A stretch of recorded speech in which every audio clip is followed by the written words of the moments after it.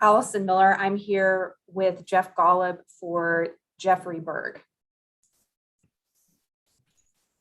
All right, let's go ahead and proceed.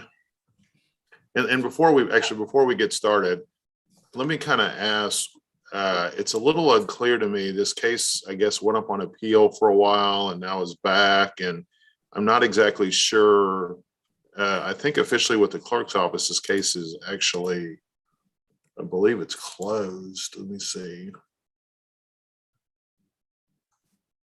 So what is the status of the case right now in terms, I don't want to get into a big argument about what it should be, but is the case open? There's a special appearance and a summary judgment scheduled? Kind of where are we right now? Good, sir, Your Honor. Go ahead, Mr. Berg. As I understand it, we have a November 30th trial setting. So it may be marked as closed, but as I understand it, we do have a trial setting. And because there's still, I've granted the anti-SLAPP suit TCPA motions on some claims. Yes, sir. But there's been a number of new parties added, I think. So what is still existing at this point? What claims are still live? Right now, the claims that are alive are fraud, third-party breach of contract, negligent misrepresentation, and promissory estoppel. Against who? Against abundant life defendants. There are also some claims against Legal Equalizer and the other co-defendant, John Ford, that are still alive. Those weren't brought up for a TCPA motion. Okay. Is that accurate, everyone? Your Honor, Jeff Hall for Legal Equalizer. There are a couple claims against my clients. We've never, we've been riding this train with the court for a while. So not having asked for any relief before, we've had a special appearance motion pending for 2 years. We've just never set it until now. Since we're back here from the Court of Appeals, we've got a setting, I think, a week from this Friday on that. Okay.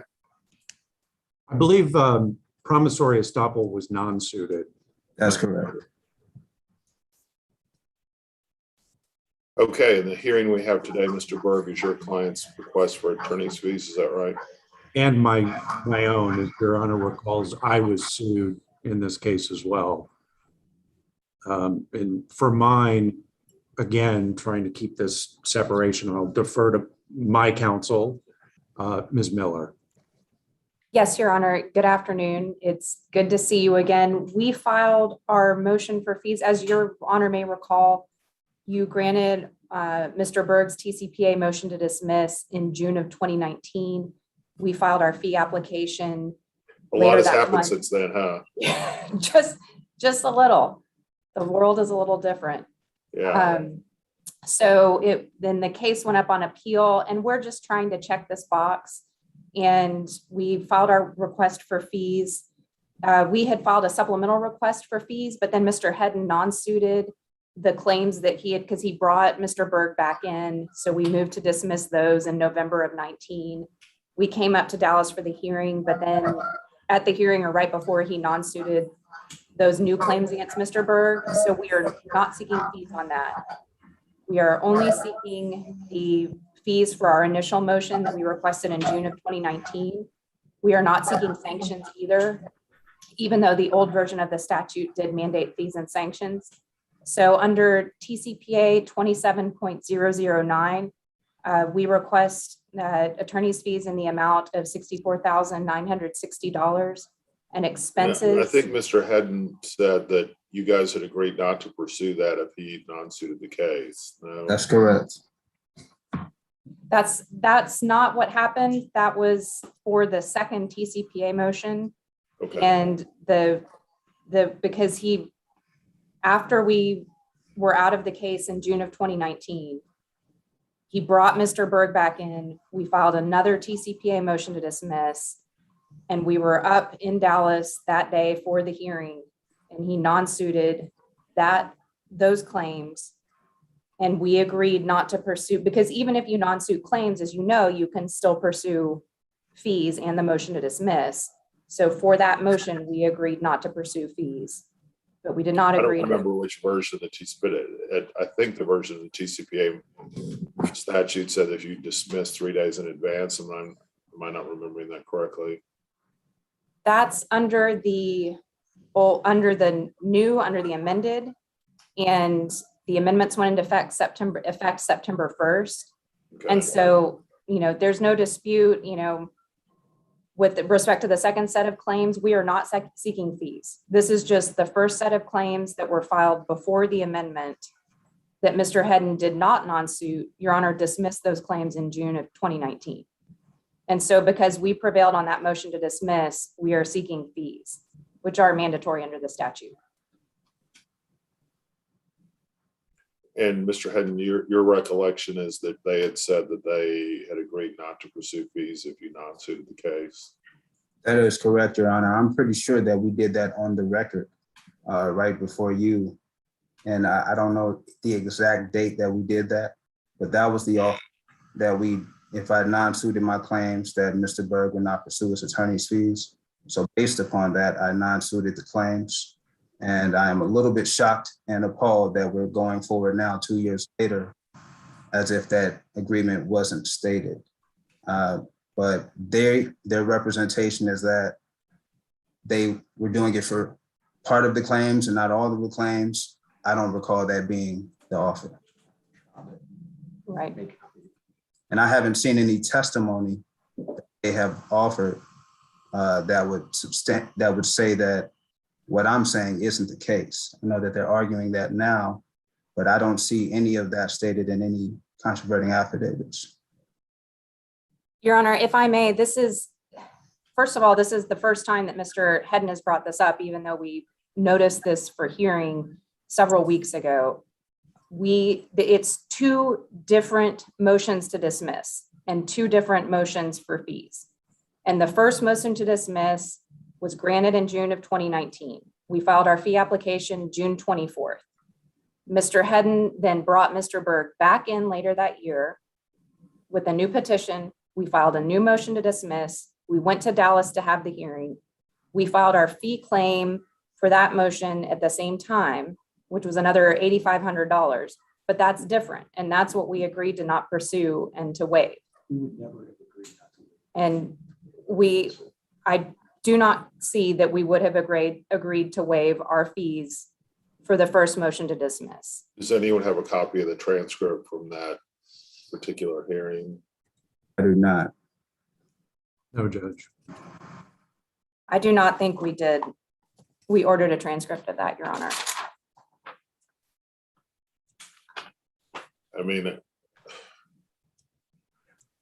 the bottom line is that either you did or you didn't. I remember that coming up, that issue, but I don't know if it was all the fees or just some of the fees. I don't have a perfect recollection. It's 2 years ago. And so, Mr. Hedden, I would just say that there's a couple ways we could handle this. One, we could just go forward with the hearing, and then if Mr. Hedden's able to find the transcript where this occurred, then I would have to vacate the fees, possibly award some type of sanctions against you, Ms. Miller, if it turns out he's right. If it turns out he's wrong, then no harm, no foul. So what I would say is if you're certain that you're right, then let's go forward with the hearing. If you're not sure you're correct, maybe somebody request that transcript to see what was said. I don't have a perfect recollection of this either way.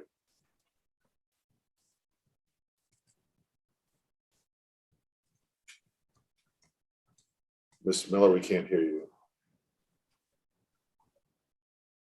All right, can you hear me? Yeah, I think so.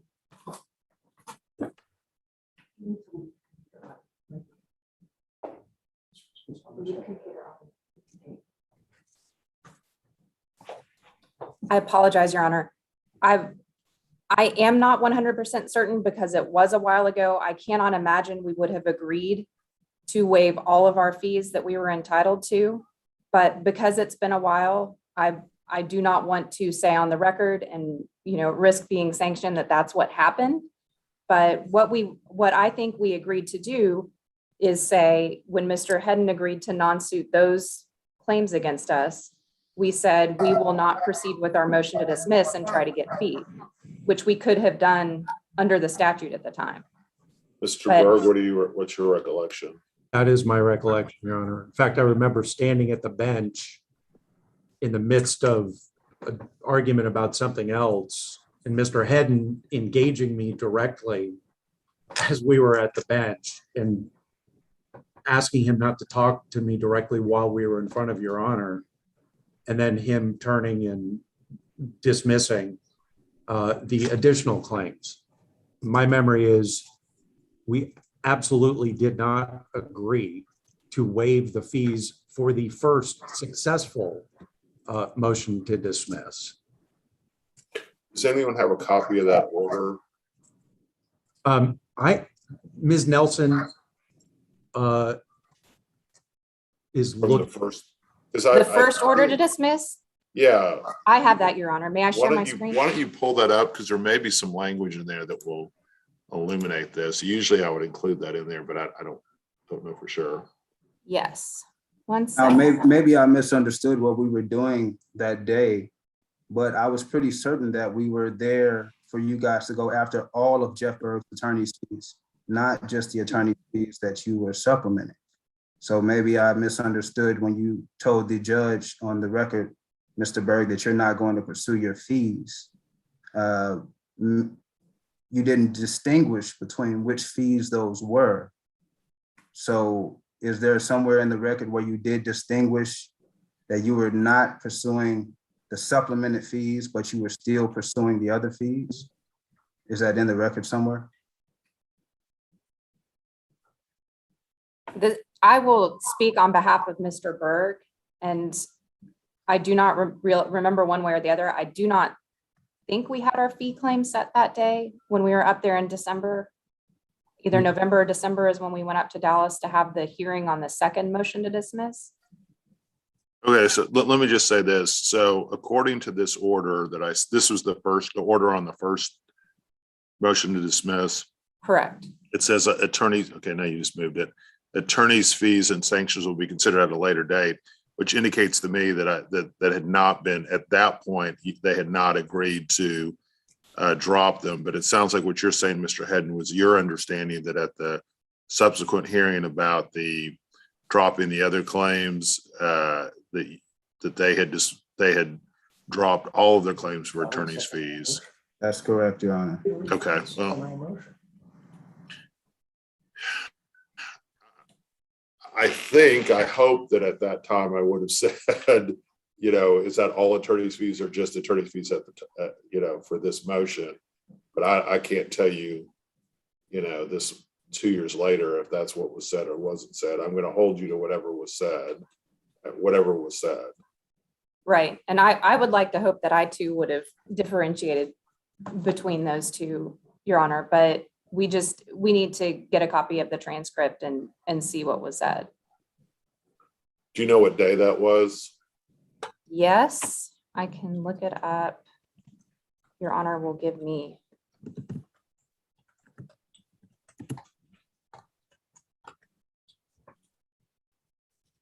Your Honor, Ms. Nelson we have a copy, it turns out, of the transcript. Ms. Nelson is reviewing it. And if you'd like to move on to Abundant Life's motion for fees, we can come back to this. Okay. We do have the transcript from that day. Perfect. Yes. You have Feel it. free to, can she share screen it? Yeah, can you share screen it from your computer? Yeah, I'm not logged in. She is going to log in and share the screen. Okay. Your Honor, I did have a question. Now, I know, I think we all do, that the Supreme Court has declined the invitation to allow 2 trials on attorney's fees when one will do. So this is about the 3rd or 4th time that they've sought fees. Now, in your discretion, you had already ruled that the fees they're seeking again today were nominally equal. And I think that the last time we spoke was right after they had set a special setting in the trial. And then 3 days later, they appealed. We were trying to figure out, at least I was, why they would set a special setting and then appeal. And I A think, special setting as to the trial. yes, sir. And there was a special setting that they had requested that they were granted by you. Discovery was over. All of the abilities to amend filings had concluded. And now here it is, after you had already decided orally that fees would be nominally equal. And after they had already waived their fees, here it is, we Are you are arguing about abundant life at this point? both sides, because they say that these things are intertwined. So Jeff Berg had waived his fees, this is my recollection. And you had already ruled orally that our fees were nominally equal. And so you weren't awarding any attorney's fees based on your discretion, based upon you looking at the record. So this is the 2nd, or maybe 4th time that fees have come up in these proceedings. And we've already had this, we've already run across this issue, we've already done this. He waived his fees, you ruled that the fees were nominally equal. Let's just see what was said. Ms. Nelson, you have the transcript? Yes, Your Honor. Can you share screen it? Yes, Your Honor. I just want to make sure I've got the right screen that I'm sharing. Okay. This is the transcript it was a number of issues, as I recall, were noticed for that day, but it's the 16th day of December, 2019. Okay. Motion for partial summary judgment. Here are the appearances. Mr. Hedden, Ms. Miller, Mr. Berg, and myself and Mr. Harder. I'm going to scroll down to the discussion with Ms. Miller, and pardon me. Okay, here it is. So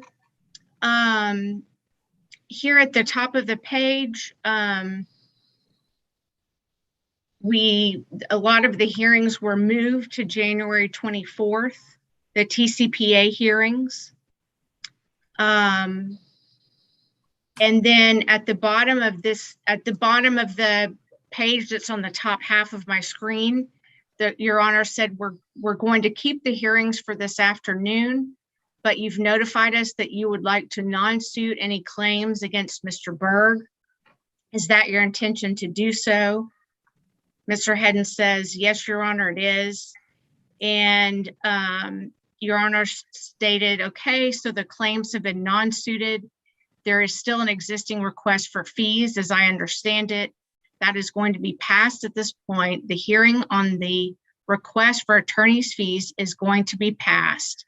And Ms. Miller responded, Allison Miller for Mr. Berg, yes, Your Honor, that is correct. And that was the end of the discussion on this. Then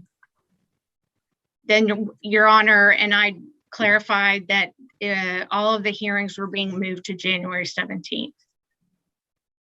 Can you keep going down just so we see if there's Yes. anything else?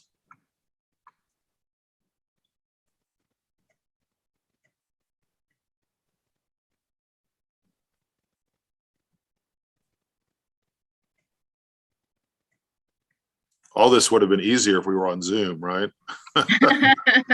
Just watch the YouTube. Yeah.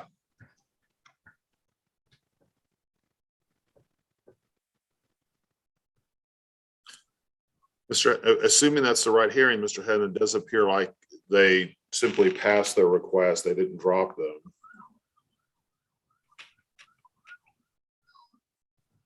That's interesting. That's not the discussion that we had off the record. So I guess it's just their word versus mine. So, if they passed it and that's what it says on the record, I don't have anything else to offer. It's just not the way that I understood the agreement. That was something that Mr. Berg had represented in his personal capacity. That wasn't discussion that I had with Ms. Miller. That was something that Mr. Berg and I discussed. So, if from your interpretation and your discretion, Your Honor, you see that that's not the case, then, I have no choice but to respect that ruling.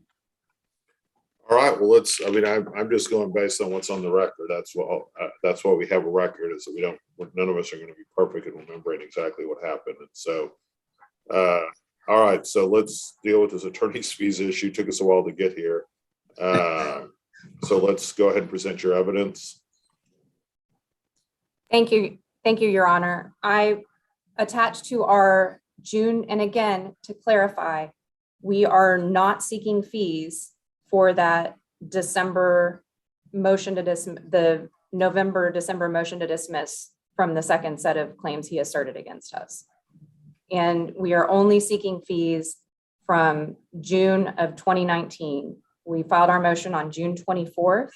Attached to our motion was an exhibit by an affidavit of Jeff Golub describing the reasonable, necessary, usual, and customary attorney's fees. It attached our invoices from our firm describing the work that was performed in support of our work that was performed on Mr. Berg's behalf. Those fees and expenses are set forth in that affidavit and the evidence. It is $64,960 in attorney's fees and $1,752.79 in expenses. So the total amount of reasonable and necessary fees and expenses we are seeking on behalf of Jeff Berg pursuant to section 27.009 of the Texas Civil Practice and Remedies Code is $66,712.79. Pursuant to that section of the TCPA, the fees are mandatory. It's the prior version of the TCPA. Sanctions were mandatory as well, but we are not seeking sanctions on behalf of Mr. Berg at this time. We would be entitled to, but we have decided not to do that. So we would respectfully request that Your Honor award Mr. Berg his reasonable and necessary attorney's fees in the amount of $66,712.79.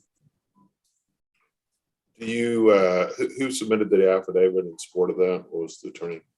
Jeff Golub with our firm, Your Honor. He is a partner. So, Mr. Hedden, what I'm going to do is I'm going to allow you to cross-examine Mr. Golub if you'd like about this affidavit. Yes, Your Honor, that would be just fine. Mr. Golub, please raise your right hand. Do you swear or affirm the testimony you're about to give shall be the truth, the whole truth, and nothing but the truth? I do. And before we go to Mr. Hedden, is there anything you wanted to change or correct about your affidavit? No. Okay. And you'll need to speak up, Mr. Golub. You may proceed, Mr. Hedden. Thank you, Your Honor. Mr. Golub, I appreciate you giving me the opportunity just to ask some questions about the affidavit. Some of the things that stood out to me, and I just want to get your input on. First of all, I've never noticed anywhere where you were designated as an expert or disclosed as a witness. Do you know of any place where you guys designated you as an expert or disclosed you as a witness? I don't recall whether I was designated as a expert witness on attorney's fees in this case. Okay, But I don't think that's required under the statute. Okay, you're not sure if it's required under the statute? Yeah, I don't believe it is. To recover fees under the TCPA as a prevailing party on a TCPA motion, you're not required to designate an attorney on attorney's fees. So you're only appearing as a witness? Objection assumes facts not in evidence. No, I wouldn't agree with that. So you're not an expert and you're No, not? I am an expert in terms of understanding, the reasonable and necessary attorney's fees that Mr. Berg incurred to defend against the claims that you brought. And so, but my point is that in order to present evidence of attorney's fees, which are mandated by statute, it is my belief and my position that Mr. Berg was not required to designate an expert on attorney's fees to recover his fees under the TCPA. He's not asserting affirmative claims in this case, which would be the only circumstance in which he'd be required to assert attorney's fee, designate an attorney expert.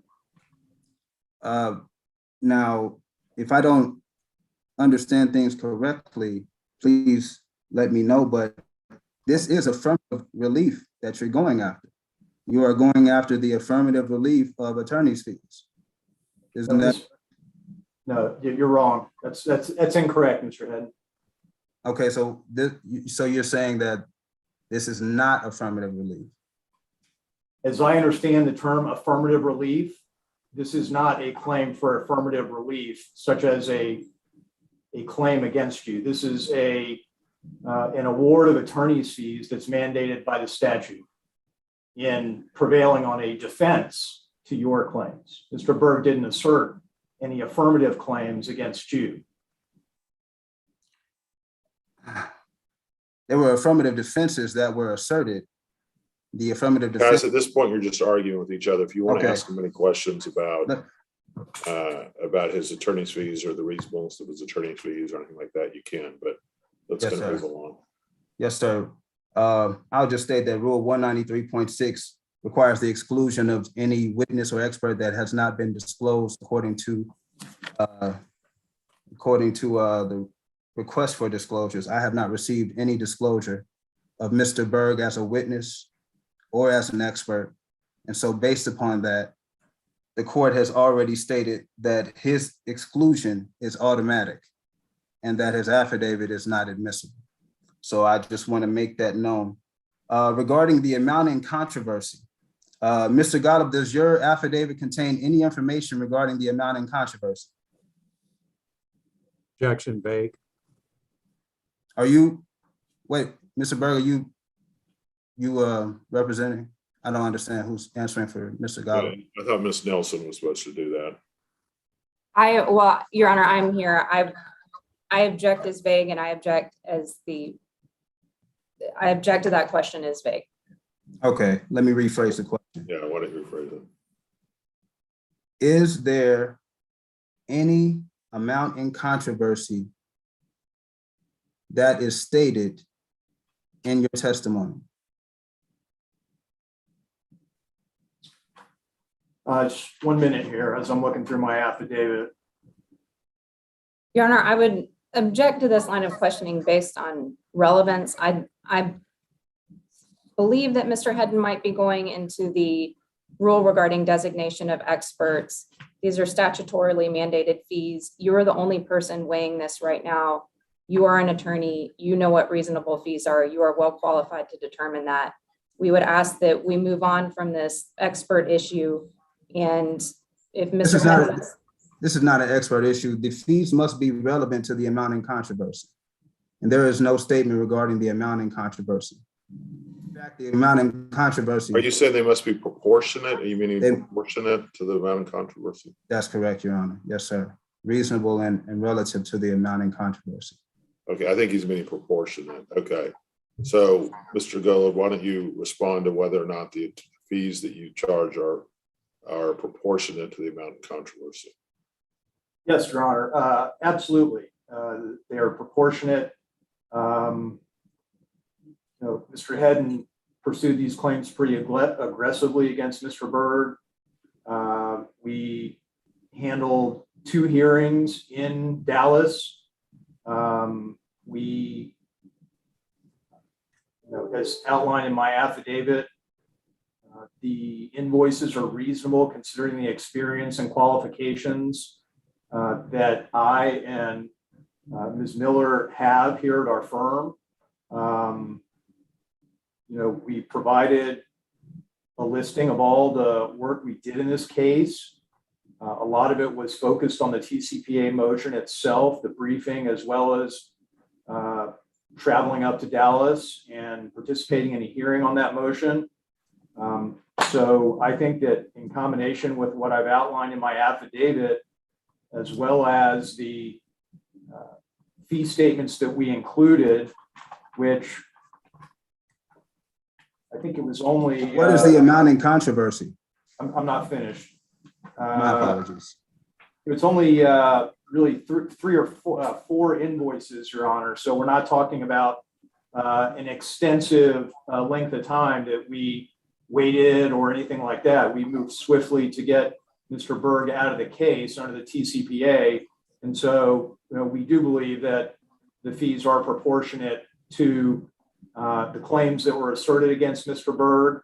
I don't recall offhand what the amount of damages sought by Mr. Hedden were, but I certainly think, Your Honor, that where Mr. Berg was sued individually and he promptly took the position that the TCPA barred the claims against him, and we spent our time principally on the TCPA and getting him out of the case within a quick, 3 to 4 month period, that is certainly sort of the minimum that we could have done to get him out of the case that swiftly. So I don't recall the number that Mr. Hedden had on his claims, but our firm is very experienced in TCPA matters. Mrs. Miller goes around the state giving speeches and CLE presentations to judges and practitioners on the TCPA.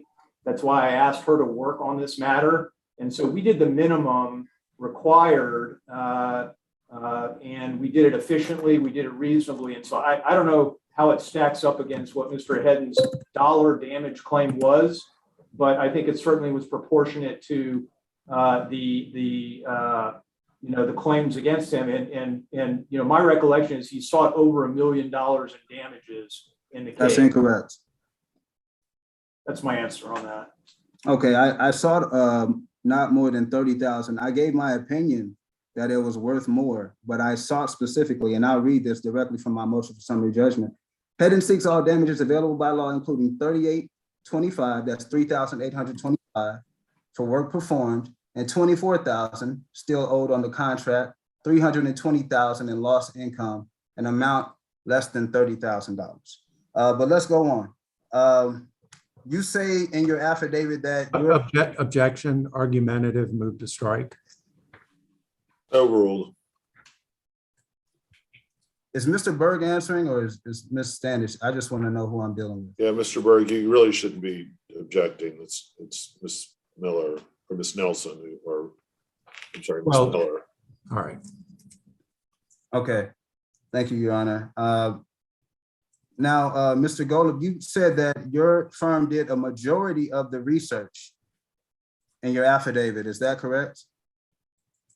You point me to that language? Sure. Let me look it up. Just give me a second.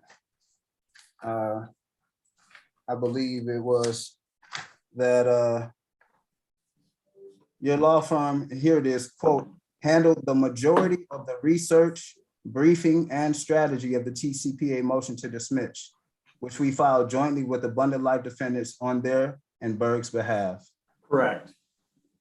All right, so you handled the majority of the research, is what you're saying. Correct.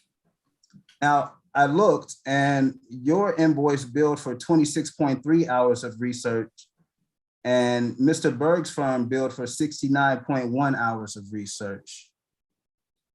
How would you explain that discrepancy when, according to your affidavit, you guys did majority of the research? Objection, Your Honor, that calls for speculation and it lacks foundation. He's just saying research. He's not telling us what the research is for. He's not going into this. So the affidavit didn't go into it, so I can. Sustained. All right. So there is no explanation for what percentage of work you did versus Berg Plummer for the joint motion, do you have a percentage of what your firm did versus what their firm did on the motion? Objection, Your Honor, that assumes facts not in evidence and it calls for speculation. Mr. Hudden wants to ask about specific entries in Mr. Golub's affidavit. I think if Mr. Golub knows the answer to that, I think he should be able to answer it. If he doesn't, he can just say he doesn't know. All right. Yeah, I don't know the percentage difference between the work that we did versus Mr. Berg's firm did on behalf of his clients. What percentage would you say, well, you've already said you don't know. And you said you did the majority of the drafting. Did that include the portions specifically and solely for Abundant Life? Hold on a second, I'm reading my affidavit here.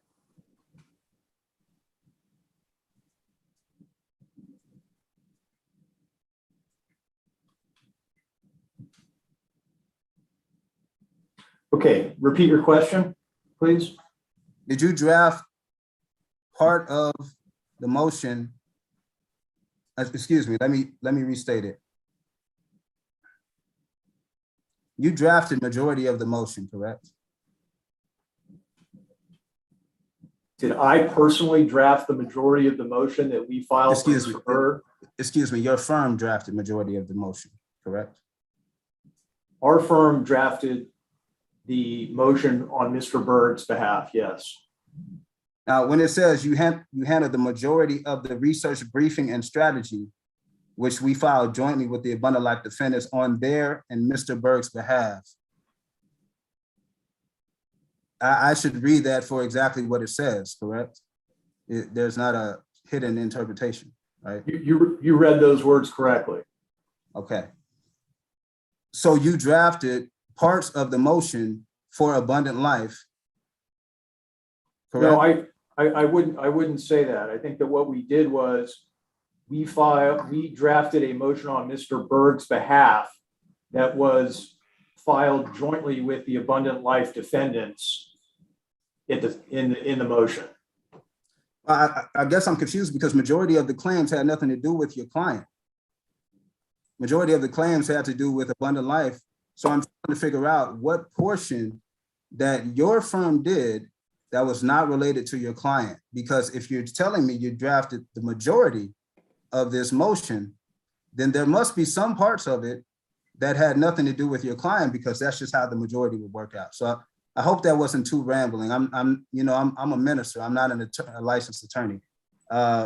What portion, if any, did you draft for Abundant Life Texas?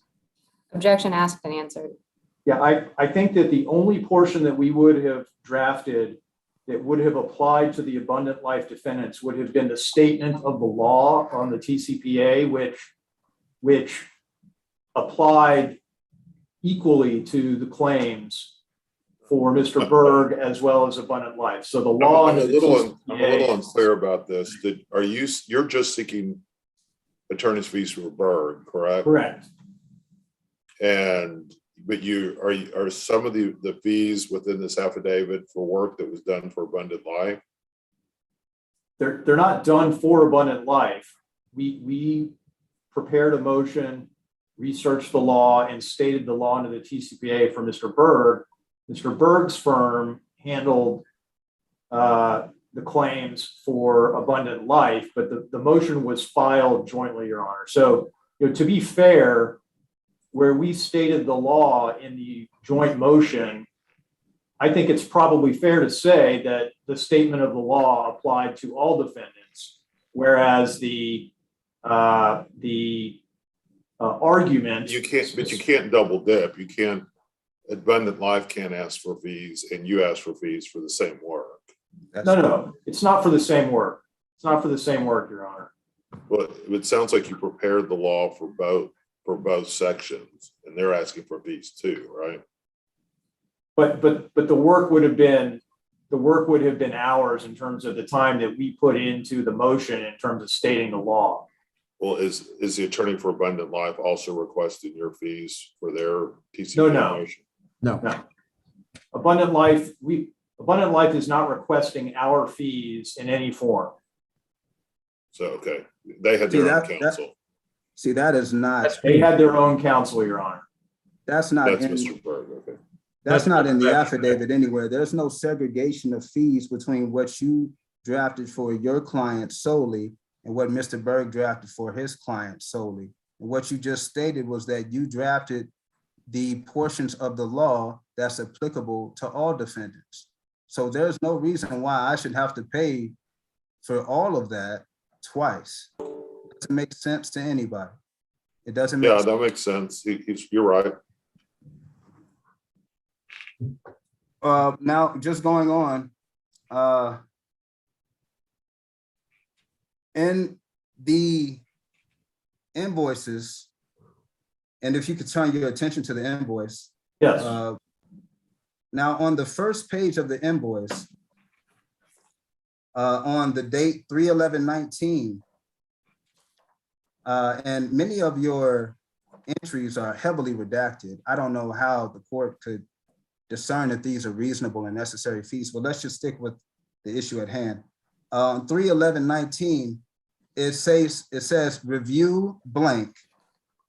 Review pleadings from Hedden, underlying case, and Ketam case. Conference with A. Miller regarding blank. Review TCPA rules regarding deadlines to file hearings.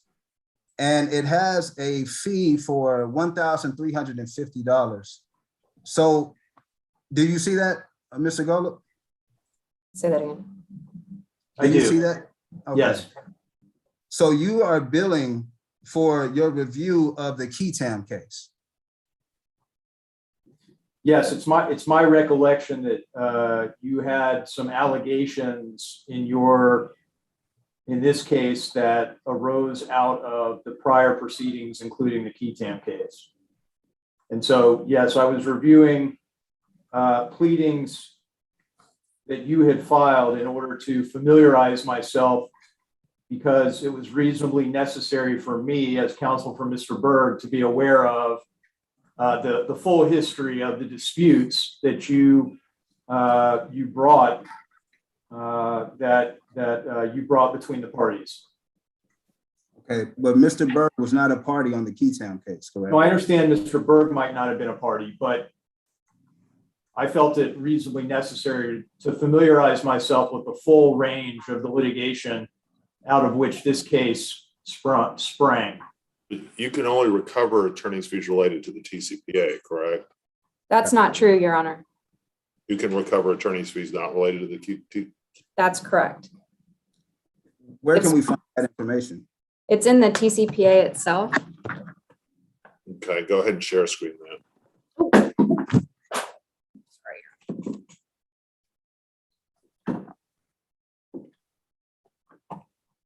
It's actually in the prior version of the TCPA.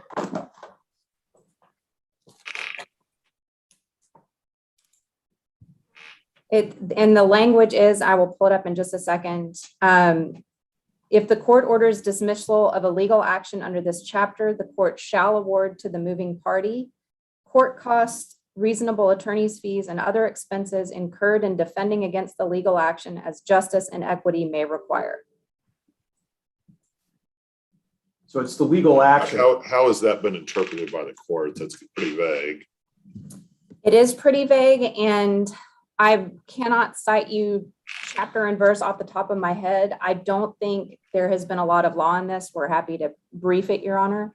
But as I have interpreted that, and as I have sought fees in the past, that is for everything involved in the incurred in defending against the legal action.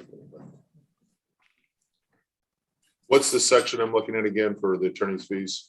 It's the former 27.009. And I'll pull it up because it has changed.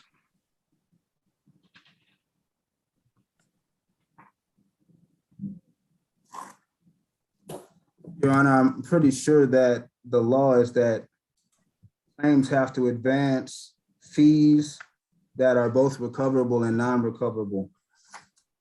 claims that are both recoverable and non-recoverable. I'm not sure if this really falls under that. In fact, I'm pretty sure that it doesn't. They've also reviewed, and I'll get to this, but there are some aspects about the invoice, such as the fees for the motion to object for mediation, which they lost, which did not promote any recoverable claims that they're looking for. There are fees for reviewing discovery that I served on co-defendants, which have no bearing on the TCPA. And I don't see any case law, and there hasn't been any presented, and it's their burden to present that the court would allow them to recover on fees. Get to like, So it's their burden to prove that. I haven't seen them prove that. Your Honor, I would note a couple of things. First of all, this motion for fees has been on file since June 24th, 2019. Mr. Hedden filed a response in November in which he did not object to, he made some vague objections. He did not object to anything specific such that we could look at certain entries. He's had notice of this hearing for several weeks now and did not file any objections, did not raise these objections. So we would assert that those objections have been waived. He did not file a response, a renewed response that would go into detail. But that being said, it is our belief that we are entitled to recover fees for everything entailed in defending this legal action brought against Mr. Berg. And Did you not get my response that I filed on on September 20th? Your Honor, I would ask that he not interrupt. He needs to understand that he has to allow counsel to make an argument. I'm very sorry. I do apologize. Your Honor, Because this has gone way over. This was scheduled for 30 minutes and we have quite a few other hearings waiting. one other very quick thing with respect to the redaction issue, which is something else that could have been raised. We redacted these to preserve attorney-client privilege. If Your Honor would like, we are happy to provide unredacted copies for the court's in-camera review. But again, that's not something that Mr. Hedden mentioned before or brought up before today's hearing. You know, it's actually in my September 20th filing. I filed it with an affidavit. I'm not sure why you guys didn't get that, but I did file it. I did receive notification that it was accepted. I'm not disputing that that response was filed in November of 2019. My point is that that response does not set forth with specificity any objection to any specific entries that might not be considered reasonable or necessary. Mr. Golub has testified that the fees that were incurred are reasonable, necessary, usual, and customary in light of the work that was performed, taking into account all of the factors in Rule 1.04 and Arthur Anderson under Rormos, all of those cases. And so we would ask that the court grant us our fees if the court would like additional briefing on what fees are recoverable under the TCPA or our unredacted invoices, we are happy to provide that.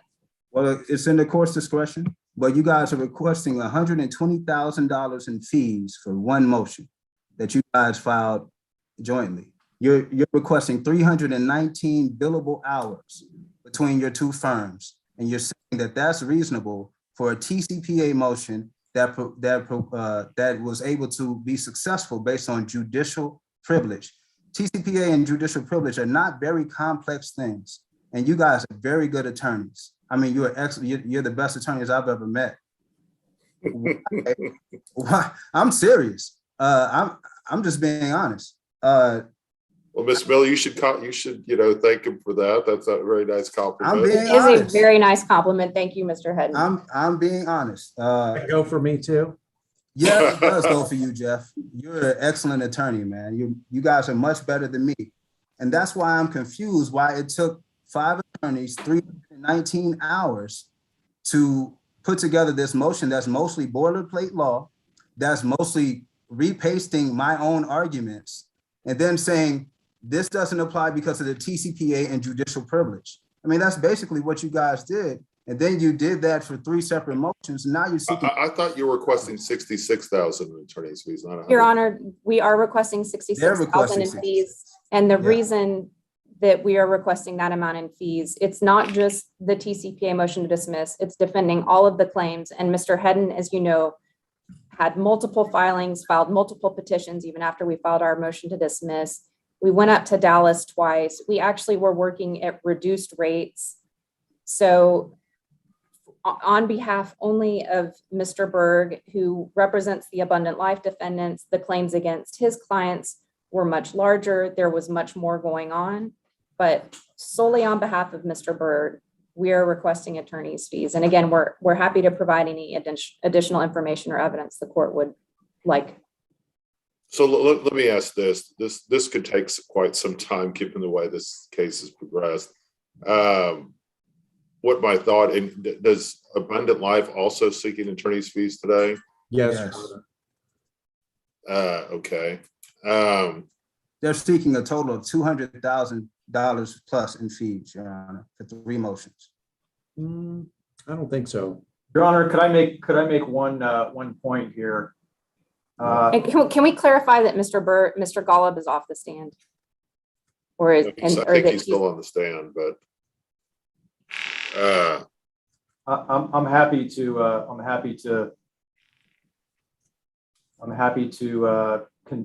be on the stand, Your Honor. I'm looking at a March 2019 email, Your Honor, which is an email that I sent to Mr. Hedden early on in our case. And so if you'll see, Your Honor, our first bill that is here is a March 2019 invoice. And so this was early on in the case. And my email recounts a call. It recounts a call, Your Honor, that we had that day. And I'm going to share my screen. Hopefully you can see that now. In that call, Your Honor, I had said to Mr. Hedden, I represent Jeffrey Berg individually. I said, in our call, I outlined that your claims against Mr. Berg are patently frivolous and are barred by the doctrines of immunity under the Texas Supreme Court case law. Accordingly, as I also stated, you have until the close of business Monday to voluntarily dismiss your claims against Mr. Berg by filing a written non-suit. If you do so, we will not seek to recover from you the attorney's fees already incurred to date by Mr. Berg.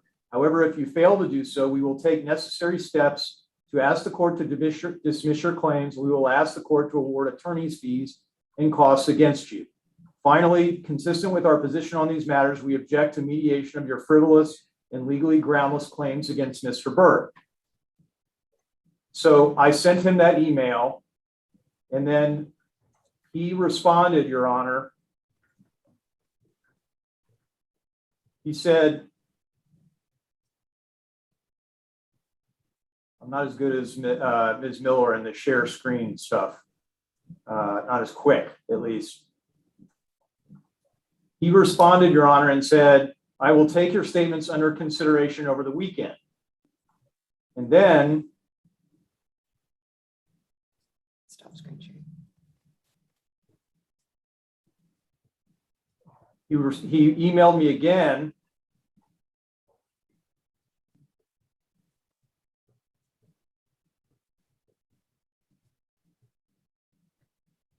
And he said, Mr. Golub, I've considered your statements and I will not non-suit the case. He says, I'm not suing him for filing a lawsuit. He argued some of his positions. I'm also suing him for aiding and abetting and drafting. I found no case law that would excuse these actions under the attorney-client privilege. He then addressed Mr. Berg. So the bottom line, Your Honor, is we gave him the chance right at the beginning of this case to non-suit Mr. Berg. I had a frank conversation with him in which I said, your claims will be dismissed under controlling Supreme Court precedent. And that's what ended up happening, Your Honor, that the claims were frivolous. Mr. Berg was entitled to immunity, as I said at the very beginning. And we then worked on this case at reduced rates. Ms. Miller and I discounted our rates substantially to work on this case for Mr. Berg. And so we did it efficiently. Okay. So let me just say this. So Your Honor, if I may? Wait. Yes, sir. So what I'm going to do is I'm going to put you guys into a breakout room. I'd encourage you guys to try to work out some kind of agreement as to a reasonable and necessary attorney's fees as to Mr. Berg. It'd be great if you could work it out as to Abundant Life as well, although I think that'll be more difficult. I don't have time to finish this today. If need be, I may schedule this later in the week, but I'd like you guys to try to work it out. Usually that's what happens in these types of cases. My initial thought is this should be somewhere in the range of 40 to 50,000 in attorney's fees involved for Mr. Berg. But again, I haven't heard all the evidence. And so you guys can work something out. Great. If you can't, you may have to come back. But I do have other hearings I need to get to. So who do I need to put in the breakout room? Thank you, Your Honor. Go ahead and do the thumbs up thing. No, thumbs up. Can we do the Longhorn thing instead? No, your thumbs. No, not with your On actual, reactions. Your reactions, yes. Oh, I got you. Here we go. Come on, guys. Your Honor, may I be We've been doing this excused? for a while. Your Honor, may I be excused? I don't need to be in this. Aren't you representing Abundant Life? No, Your Honor, I'm representing defendants, legal equalizer. You can leave whatever you want as long as you don't have anything to. Thank you, Your Honor. Y'all have a good day. Take care. All right, so we have Miss Miller, Allison Miller, Jeffrey Berg, Jeff Gulab, Thomas Hedden. Yes, sir. Who else am I missing? Ms. Nelson. Catherine Nelson, Your Honor. Catherine Nelson. Anyone else? I apologize. Who's that? Your Honor, I said I apologize. I am technologically incompetent at this moment with regard to figuring out how to do the thumbs up. That's okay. All right. Did I Go to get? So I have reactions.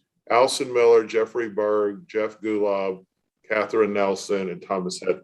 That's correct, Your Honor. All right. Good luck. And then when you're done, come back into this room. Okay. Yes, sir. Thank you, Your Honor. Okay. Our next hearing, we're way behind today. I apologize.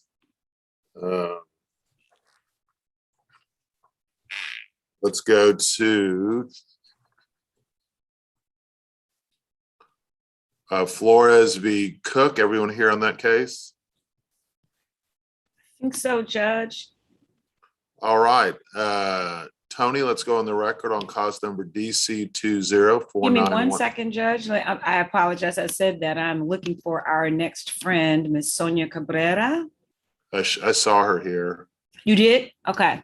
I'm pretty sure. Let me see. She was signed on, Your Honor, but she got off with the previous hearing. My office is contacting her now to tell her to get back on. Oh, okay. Okay, we'll go to the next hearing. The status conference on the Hume case. Everyone here on that case. Good afternoon, Your Honor. Good afternoon. Hi, good afternoon, Your Honor. Israel Silvas here for 5 Star Global, and I'd like to announce that Mr. Jeff Tillotson will be, I think he just filed his notice of appearance for 5 Star Global on this matter as well. All right, Mr. Tillotson, welcome to the party.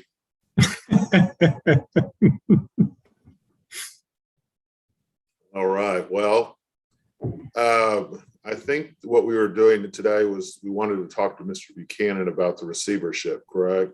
I'm here. I'm alive, Your Honor. Yeah, we were. I think people were worried about you. Everything doing okay?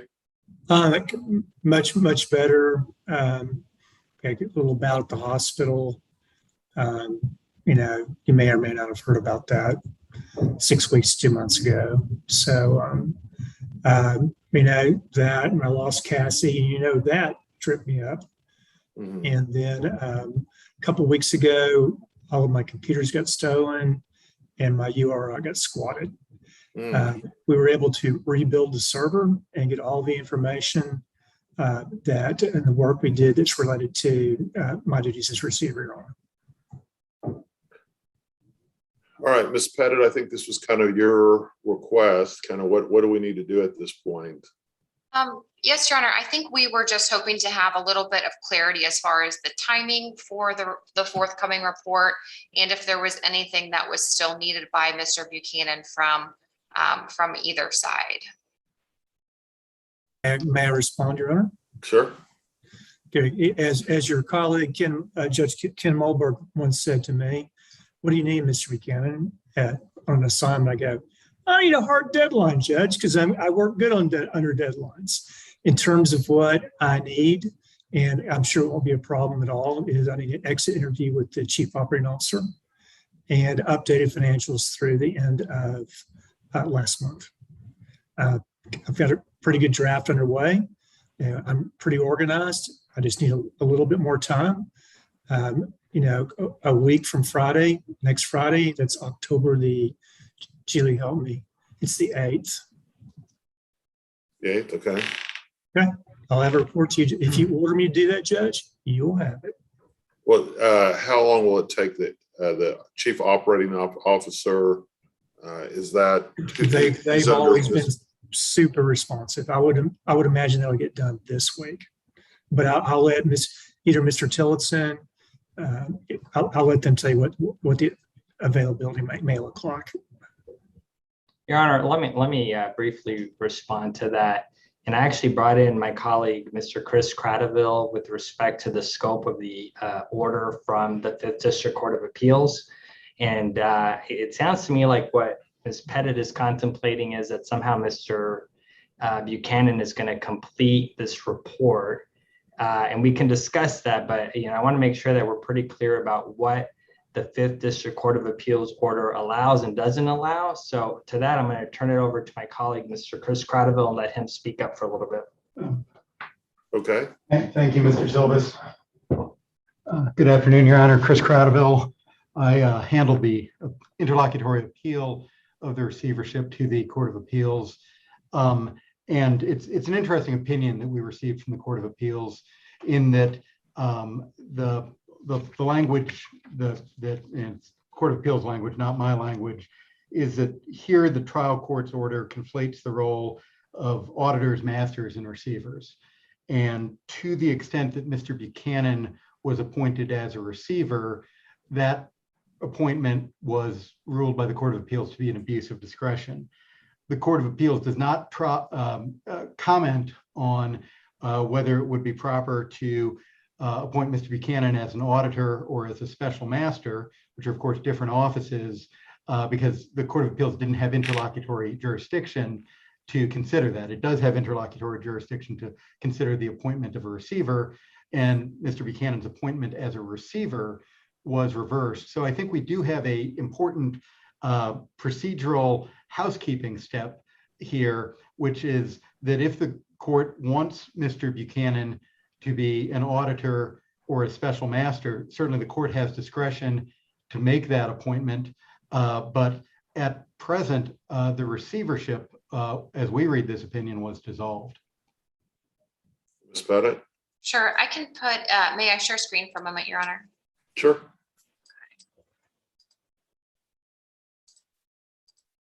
I know we did this at the last hearing, so Your Honor is familiar with it, but Right. The court specifically says, let me find the part I'm looking for, right here. In substance, the trial court's order appointed Mr. Buchanan to act as an auditor tasked with investigating and reporting on FSG's financial condition, and a master making a recommendation to the court on the legal issue of whether the evidence suggests a receiver is warranted.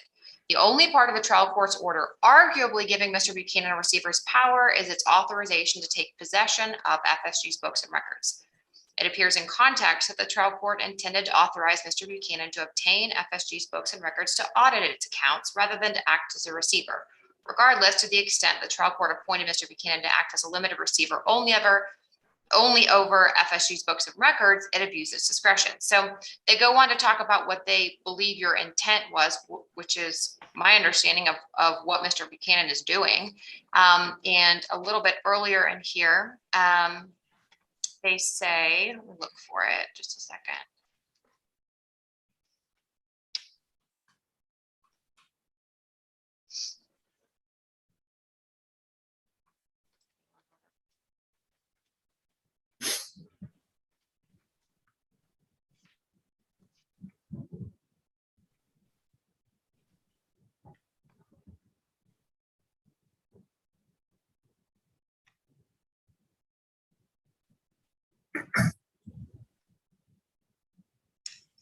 Okay, so the court basically on most of the issues on which they were addressing said that Mr. Buchanan wasn't appointed as a receiver, and they indicate what they believed your intent was. The part that I'm looking for is where they specifically, give me 1 second.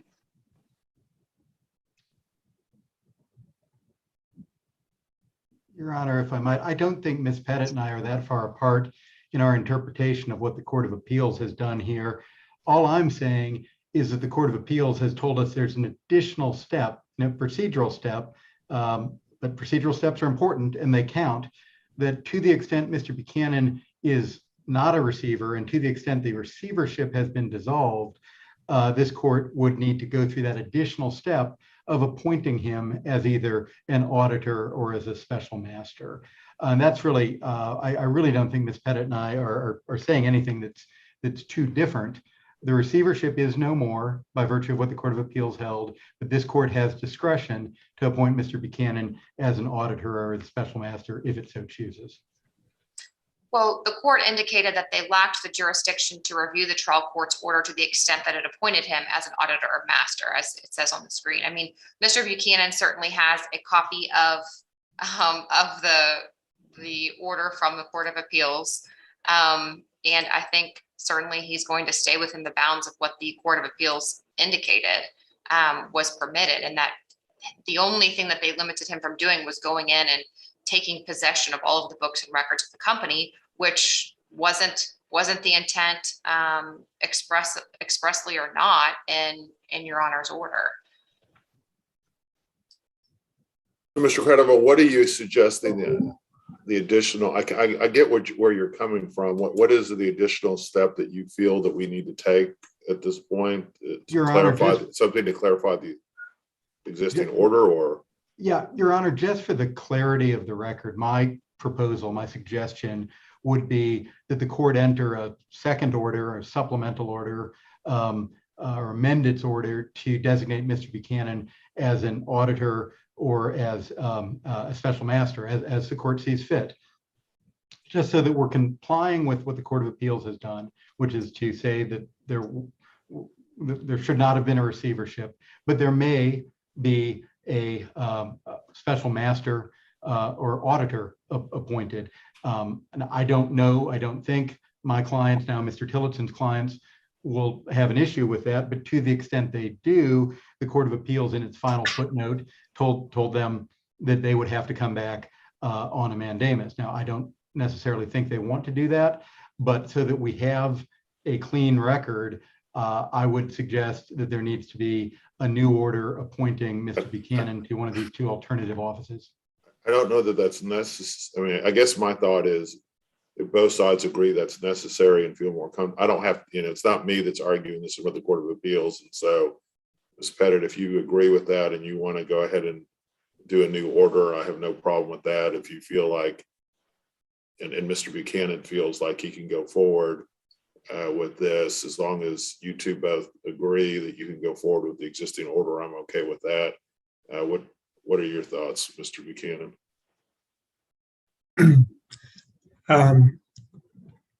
I think that, one, I never took possession of the books and records. I merely asked for copies of certain books and records. I don't think that's the same thing as taking possession of the books and records. I took those because I understood the main purpose of my appointment was to ascertain the financial condition and related issues that would affect the financial condition of the company. That's how I understood my role. So, potato, auditor. I really don't want to be a special master. What I have been drafting and working on fits well within the ambit of what the Court of Appeals has said, which is I never went down and said, give me all your books and records, give me your computers. I simply went down and everyone was super professional and asked for copies of, for example, the QuickBooks, copies of financial statements, all of which were provided to me by way of either Dropbox or whatever technology we were using. So, Mr. Buchanan, it sounds like you don't feel like you need a new order, or is that right? I think I know how to stay within the box the Court of Appeals has told me. Ms. Pettit, do you feel like you need a new order? We do not believe a new order is necessary. All right. Well, I understand, Mr. Credible, where you're coming from. I don't totally disagree with you, but I do think that if Mr. Buchanan feels comfortable acting within the ambits of the Court of Appeals order, then he can do so. I guess if there's a mandamus filed, then Ms. Pettit, you can decide at that point if you want me to clarify the order. So the second question is, Mr. Silvis or Mr. Riley, when can you get the CFO, you said, or COO? It's kind of both, Judge. Okay. Your Honor, that's a great question. I'd have to go back and confer with Mr. Tillotson and also with 5-Star Global on that issue. So I can definitely go back and do that and say that Mr. Buchanan needs to complete this interview. I do think, and maybe this is a fair time to kind of raise this issue. Since the court has, I guess, Your Honor, since Your Honor wants to allow the parties to proceed, I'm going to let Mr. Tillotson see if he has an opinion on that at this point. I would like an opportunity to confer with him about this. I've not had an opportunity to talk to Mr. Tillotson today, other than via email, but I would like to maybe recess and have an opportunity to confer with him, because I'm not sure if he was expecting this at this particular time, but I would like to get his thoughts and talk to him first. As I understand, and I appreciate that, Your Honor, you just want to know when can we get the person to talk to Mr. Buchanan? How soon can do it? And I'll work with my co-counsel and I'll talk with the clients. I'll try and do that today. If not, I'll do it first thing tomorrow morning. Get back to Mr. Buchanan and Ms. Pettit sometime midday tomorrow about what availability. Perfect. That's separate and apart from whether or not the client still wants to challenge by mandamus. Right, exactly. You're exactly I understand right. you want to move forward, and we can do both at the same time, subject to that on it. So I'll if it's okay, we'll commit to getting something by noon tomorrow, say. I guess the only issue is, what do you want to do about a deadline for Mr. Buchanan? Because let's say that this person is out of town for the next 3 weeks, and that's going to affect Mr. Buchanan's. So what we could do is we could agree on X days from the date he completes the interview. Perfect. It would move for whatever Mr. Buchanan thinks is necessary. That's why JT's in the case, Your Honor. Can I withdraw now? So I don't know whether it's 7 or 10 days, whatever. This is your new nickname, Jeff. JT. I've been calling that for years, Your Honor. I'm going to be bringing sexy back anytime soon. So if we can agree 7 or 10 days or whatever Mr. Buchanan thinks he reasonably needs. How much time do you need after you get that interview to finish your report? Your Honor, and Mr. Silvis and Mr. Tillotson may not be in a position right now to say one way or the other, but what we have been doing was being provided with monthly QuickBooks updates. So, I don't want them to feel like they're waiving some issue, and quote unquote, taking possession of the books and records. I feel like I would do a better job and make a better work product if I had books and records through at least September, August, sir.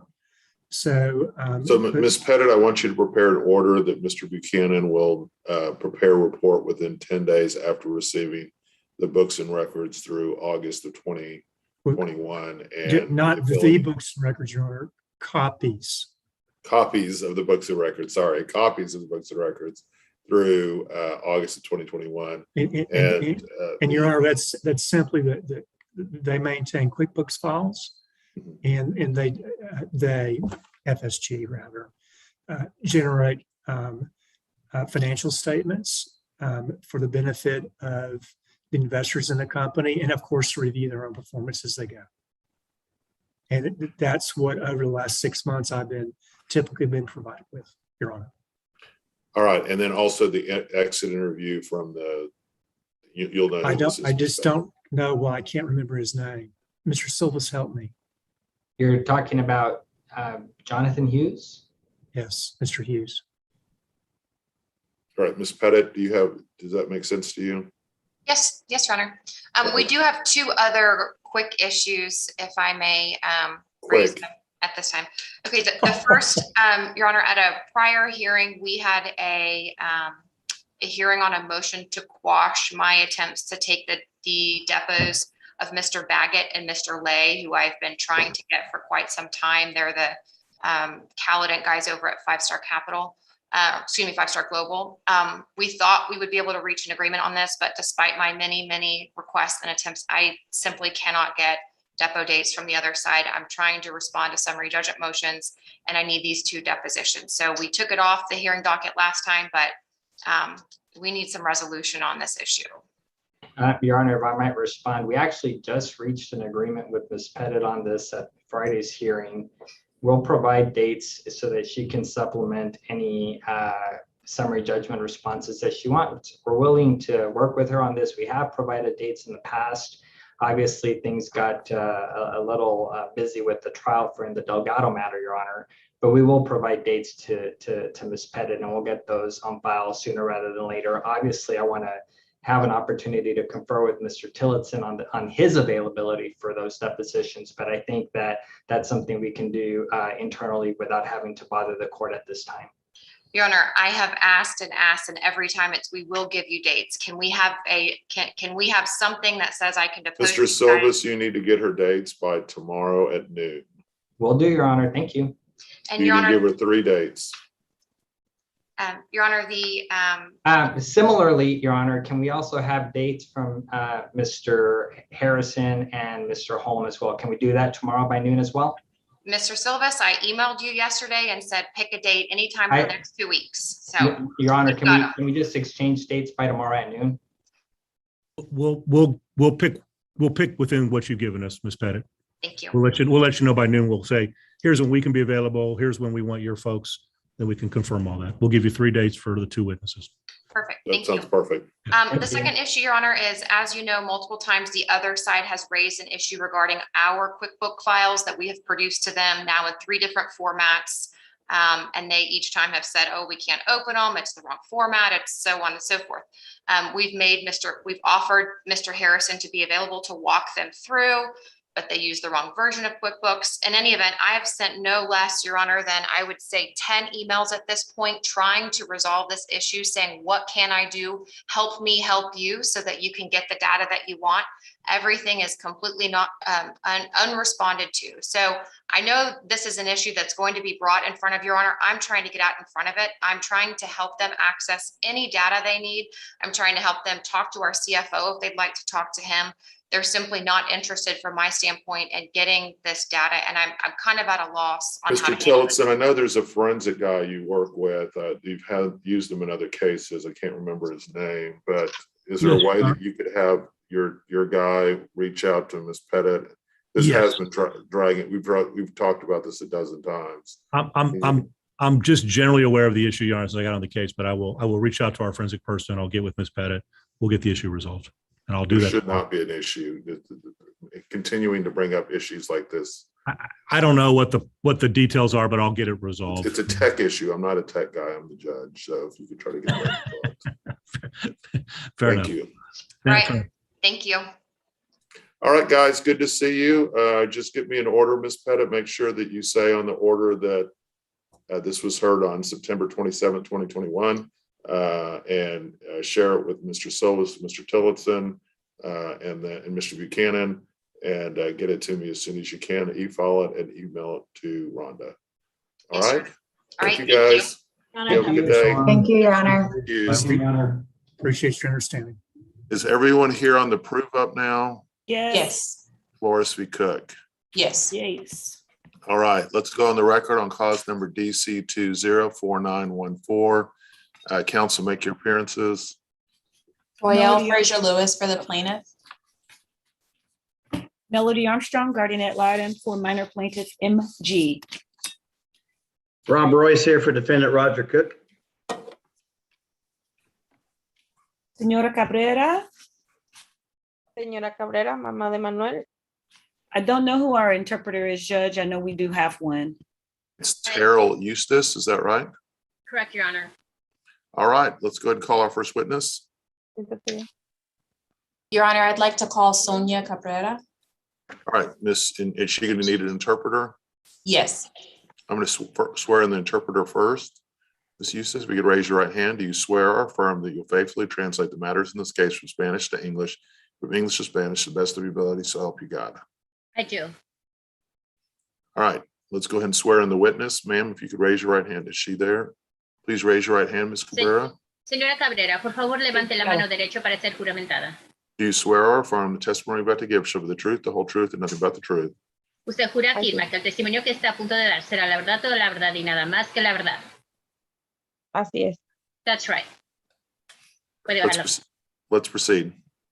Ms. Cabrera, I have some questions for you. To protect the identity of the minor, I'm going to refer to him by his initials, okay? Señora Cabrera, tengo algunas preguntas para usted. Para proteger la identidad del menor de edad, voy a referirme a él con sus iniciales solamente, ¿ok? Claro que sí. Yes, of course. Are you MG's parent? ¿Usted es padre de MG?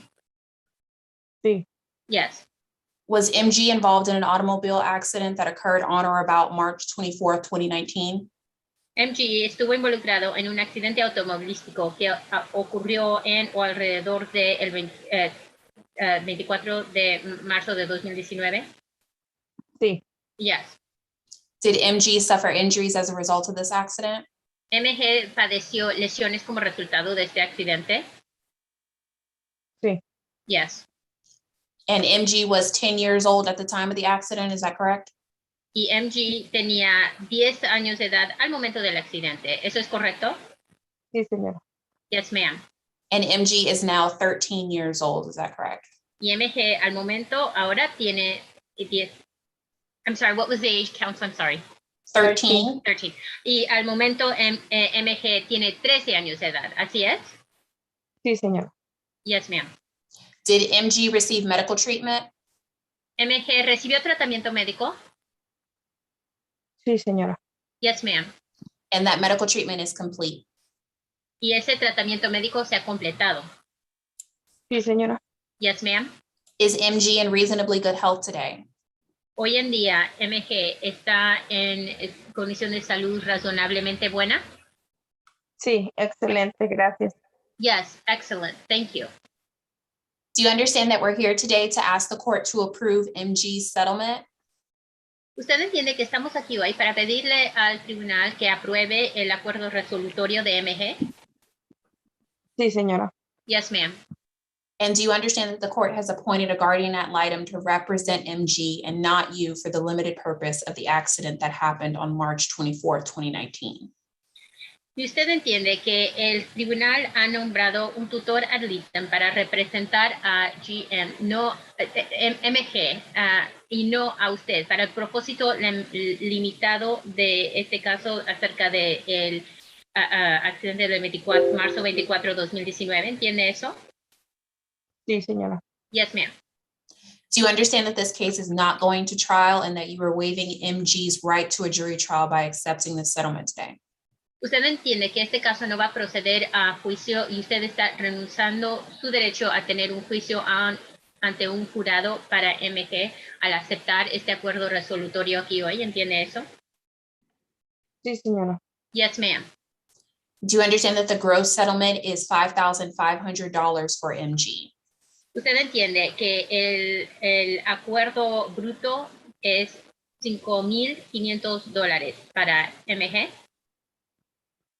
Sí, sí, señora. Yes, yes, ma'am. And you understand that if we had gone to trial, a jury could have awarded you more than the settlement amount or less than the settlement amount?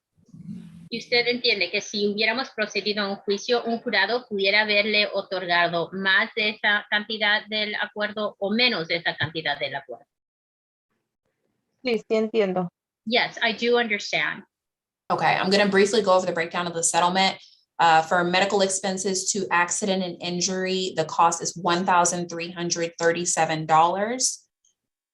Voy a brevemente repasar cómo se repartió la cantidad del acuerdo. Para gastos médicos de accident injury, la cantidad fue de $1,337. The medical expenses to Lone Star Radiology are $100. Los gastos médicos a Lone Star Radiology son de $100. The attorney's fees to Ben Abbott and Associates are $1,222.22. Los honorarios de abogado a Ben Abbott son una cantidad de $1,222.22. Hey, Royale, I had a different number for the attorney's fees. What number do you have? I had 1833.33. They were reduced to a third. Oh. Okay, well, all right. So Isn't the net- 1833.33 a third though? Of 5,500. I have a different number that Josh gave me. I thought that the number that was agreed to was 1222. What number do you show is going to be deposited in the registry of the court? Yeah, according to the Guardian Bottoms report, it's 1833.33. I think the numbers will be off if you go with this. Okay. Oh, I think it's coming from, there's a lien from Domingo Garcia's office. Oh, I get it. Okay. So the lien for Domingo Garcia's office is 611.11. So that's why our amount is 1222.22. Can you just make it clear with Yes. her? So Ms. Cabrera, the attorney's fees are broken down into two different offices, Domingo Garcia's office and our office. The portion for our office is $1,222.22. And the amount for Domingo Garcia's office is $611.11. Entonces, señora Cabrera, la parte que es para pagarle a los honorarios de abogado está dividido en dos diferentes porciones. La porción que se va a pagar a nuestro bufete es la cantidad de $1,222.22. Y la cantidad que se va a pagar al bufete de Domingo García es de $611.11. Sí, estoy de acuerdo, gracias. Yes, I agree with that. Thank you. And the amount that will be deposited into the court registry for MG is $2,229.67. Y la cantidad que será depositada en la cuenta del tribunal para MG va a ser un total de $2,229.67. Do you understand this breakdown? ¿Usted entiende cómo se ha repartido esto? Sí, señora. Yes, ma'am. And you understand that the $2,229.67 net proceeds are for MG and not for you. Y usted entiende que la cantidad neta de $2,229.67 $2,229.67 es para MG y no es para usted, ¿entiende? Sí, señora. Yes, ma'am. And are you asking the court to approve this settlement today? ¿Usted le está pidiendo al tribunal que apruebe este acuerdo resolutorio aquí hoy? Sí, señora. Yes, ma'am. Your Honor, plaintiff has no further questions. We'll pass the witness. All right, Ms. Armstrong. May I proceed, Your Honor? I'm sorry, Mr. Royce, I think you wanted to go next. No, I'm Mr. sorry. Royce? I was going to tell Melody she was on mute, but she can go Oh, next. Mr. Royce, no, you can go ahead. We'll let Ms. Armstrong finish it up. All right, thank you, Judge. Okay. Ms. Cabrera, you understand you're still under oath? Señora Cabrera, ¿usted entiende que todavía está usted bajo juramento? Sí. Yes. My name is Rob Royce and I represent defendant. Mr. Royce, I Roger Cook. apologize. I need to take a quick break. I apologize. Oh, no problem.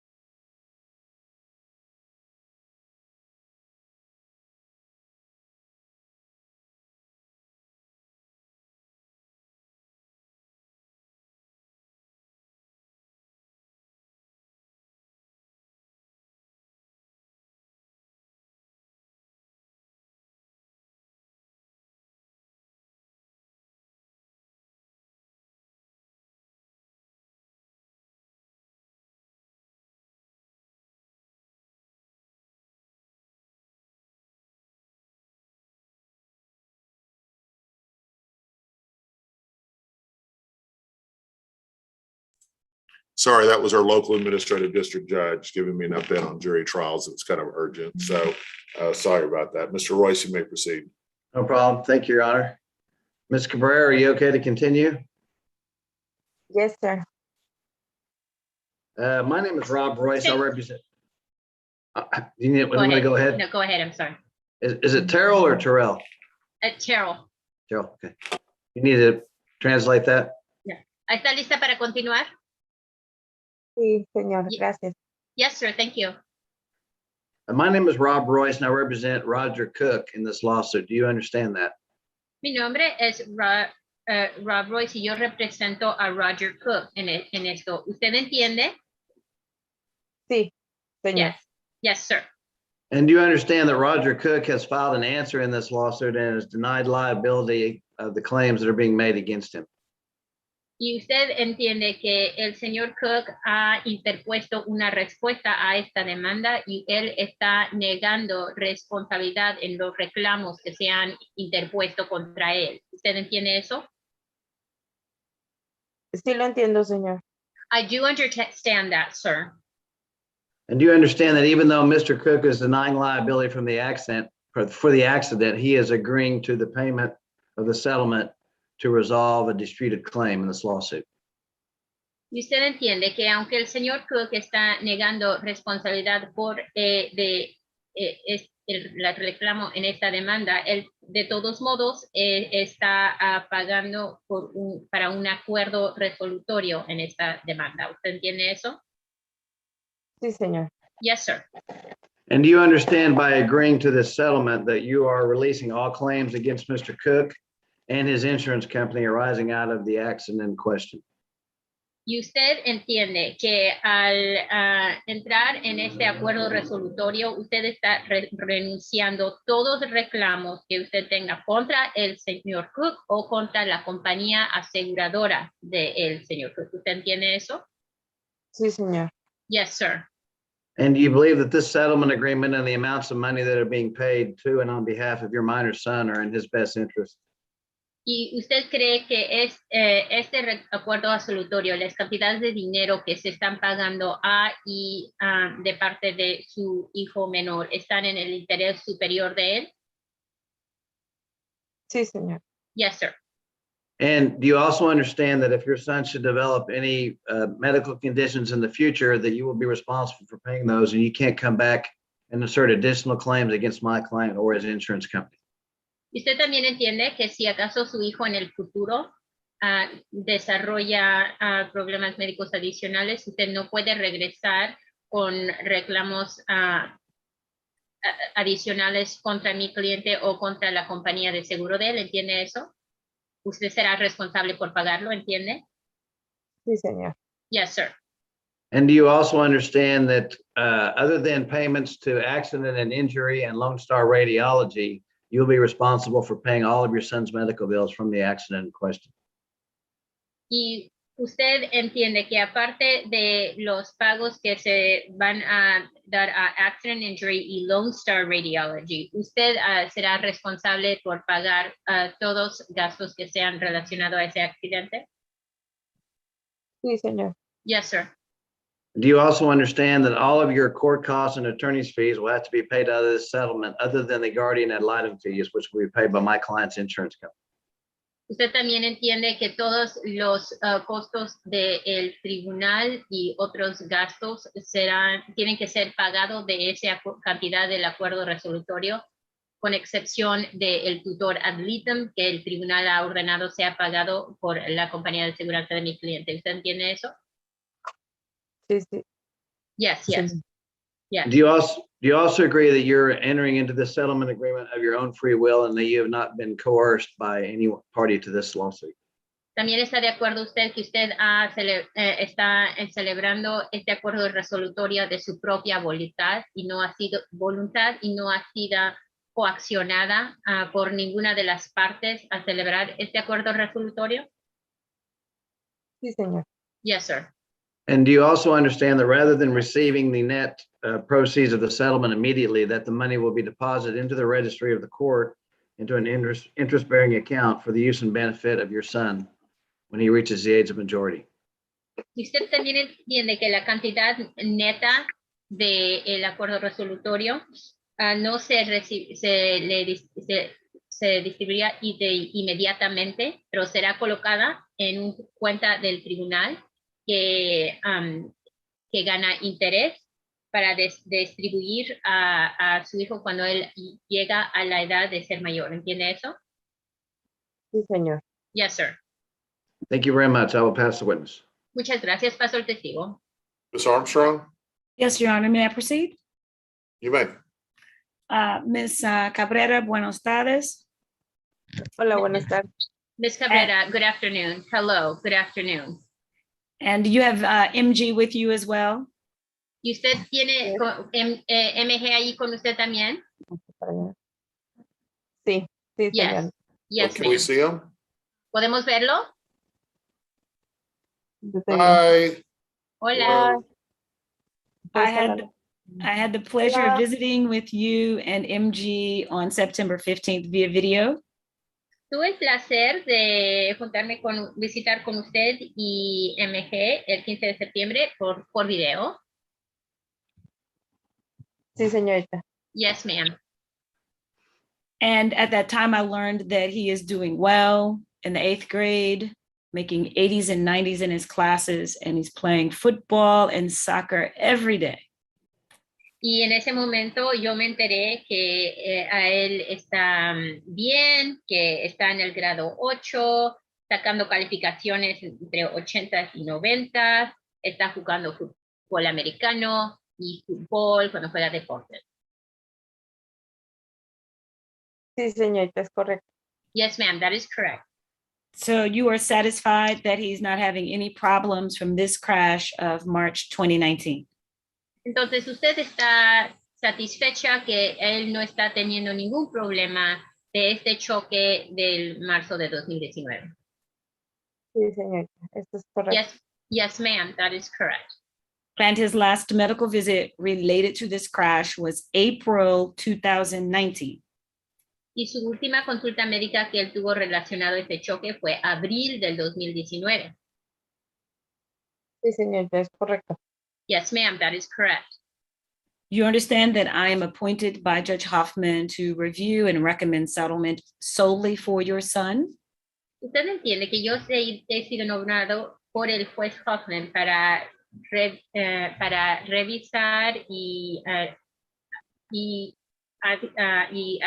solamente para su hijo. Sí, señorita. Yes, ma'am. And he was in the car with several other people, including you, and all of you have also received your own settlement funds, correct? Y él iba acompañado en el carro por varias otras personas, que incluía a usted, y los demás de ustedes también han recibido sus acuerdos resolutorios aparte, ¿así es? Sí, eso es correcto. Yes, that is correct. So you agree that these funds will be solely used exclusively and belong only to your son? Entonces, ¿usted de acuerdo que estos fondos serán solamente y exclusivamente y serán usados solamente para su hijo? Sí, es correcto. Yes, that is correct. When he turns age 18, you understand that he needs to present identification to the trust department and they will release money to him? Cuando él cumple 18 años, usted entiende que él tiene que presentar identificación al departamento de fideicomiso y ellos le entregarán sus fondos a él. Sí, señorita, entiendo. Yes, ma'am, I understand. You also understand that the money deposited will earn interest and the trust department is allowed under the government code to deduct a small administrative fee from the interest. Usted entiende que el dinero del que se deposita en la cuenta sí acumulará interés y se le permite al departamento cobrar cierta cantidad de gastos del proceso, pero se cobrará eso del interés. ¿Entiende? Sí, señorita, entiendo. Yes, ma'am, I understand. You understand that if you have some sort of emergency and you need to ask for some of this money before he turns age 18, you can make a written request to Judge Hoffman for his review. Usted entiende, si acaso ocurre algún tipo de emergencia y usted necesita pedir fondos antes de que él cumpla 18 años, usted sí puede presentar una solicitud en forma escrita al juez Hoffman para ver si él puede otorgarle eso, ¿entiende? Sí, señorita. Yes, ma'am. Are you asking Judge Hoffman to approve this settlement because you believe that it is in the best interest of your son, MG? Usted le está pidiendo al juez Hoffman que apruebe este acuerdo porque usted siente que está en el interés superior de su hijo, MG? Sí, señorita. Yes, ma'am. You understand that you could have a trial on this case before Judge Hoffman or a jury, and you could receive less money, no money, or the same amount of money. Usted entiende que se puede proceder a un juicio en este caso ante un jurado, en cual caso podría recibirse menos dinero, más dinero o la misma cantidad de dinero, ¿entiende? Sí, sí entiendo. Yes, I do understand. And instead of a trial, you're asking Judge Hoffman to approve the settlement for $5,500 as it is allocated before him today. Y en vez de proceder a un juicio, usted le está pidiendo al juez Hoffman que él firme el acuerdo resolutorio por $5,500 de la manera que ha sido dividida aquí. Sí, señorita. Yes, ma'am. Senora Cabrera, do you have any questions at all about any portion of this settlement, either for Judge Hoffman or for me at this time? Señora Cabrera, ¿usted tiene cualquier pregunta acerca de cómo se ha porcionado este acuerdo resolutorio para mí o Judge Hoffman, el juez Hoffman en este momento?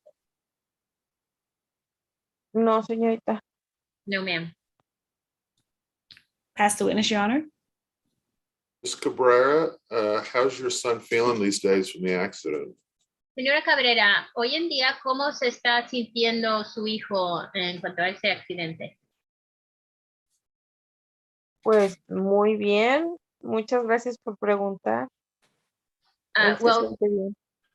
very well. Thank you so much for asking. He's doing well. Great. Well, I'm going to go ahead and get the recommendation from Ms. Armstrong. What is your recommendation, Ms. Armstrong? Your Honor, I do recommend that the settlement to be approved in the amount before you. Is there an agreement as to the amount of the guardian ad litem fees? There is, Judge. It's included in the proposed judgment that I think has been uploaded, and there's also a separate GAL order. I didn't see that. Let me look at it real quick. Judge, we haven't submitted the judgment yet. In fact, we need to change it because we didn't have the lien for Domingo Garcia's office in there. So we'll have to change the numbers on that. Okay. But, yeah, we do agree to a guardian ad litem fee of $2,740.50. Okay. Yeah, go ahead and get that submitted. Make sure that when you submit it, that it indicates on there, since you're going to change it anyway, that this hearing was held on September 27th, 2021. Go ahead and get that e-filed as soon as you can. Okay. And you guys are excused. Thank you so much for your service, Ms. Armstrong. And I would take more time chatting with you, but I have a whole lot of other cases I need to deal with. So thank you, guys Judge. Have a great day. Thank you so Thank you, much. Judge. Bye-bye. Appreciate it. Have a good one. Está dispensada, señora Cabrera. Bueno, que tengan buen día. Have a good day. Gracias. All right, let's go to our next case, which I believe is the Baylor case.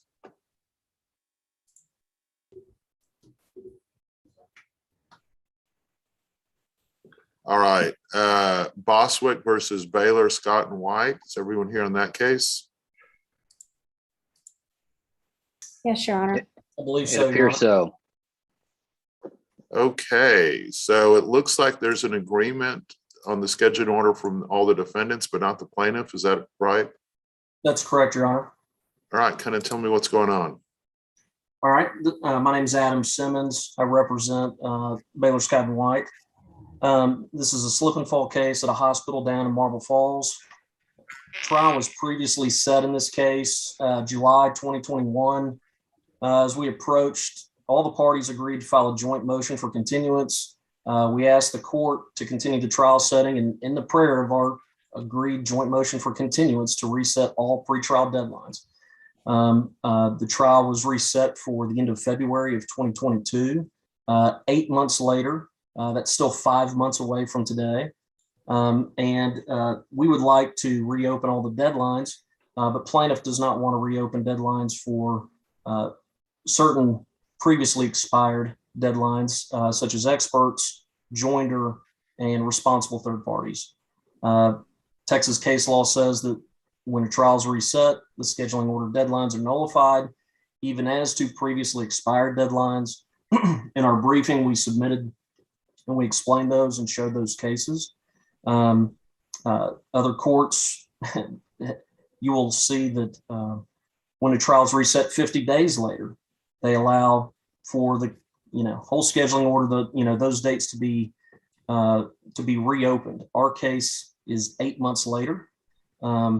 The Dallas Court of Appeals in what we cited as Mass Tech, it's a 2020 case. They agreed with several of these other courts of appeals throughout, from San Antonio and Corpus Christi, that explained that any cases that find to the contrary of that, the no nullification, those are the differences, is because those scheduling orders had, they said specific express language that said, look, a trial continuance will not nullify those pretrial deadlines. But we didn't have any of that specific exclusionary language in our case, in our original scheduling order. The 2014 Dallas Court of Appeals case that the plaintiff has cited, I believe is distinguishable. We went through that in our briefing as well. That case was ready to go. And in that, the city filed a motion for leave to amend its counterclaim 2 weeks before the court was about to hear an MSJ that would have disposed of the entire case, which the Court of Appeals noted the trial court was ultimately going to grant in large part. And the amendment would have reshaped the trial of the case from one that would address two remaining questions. One was a legal question and the other was attorney's fees. And the court said, that's going to just interfere with the disposition of the case. There had already been a bench trial on other issues in that case. Here, Judge, plaintiff wants to take several more depositions. They have not taken any, he has not taken any co-defendants expert depositions. This case isn't 1 or 2 issues away. It's several months away. There's still a lot of things to be done. And it's just distinguishable in that regard. But even if the court, if you disagree and say, no, the Texas case law, I don't think it mandates scheduling orders be reopened and the deadline's nullified upon a resetting.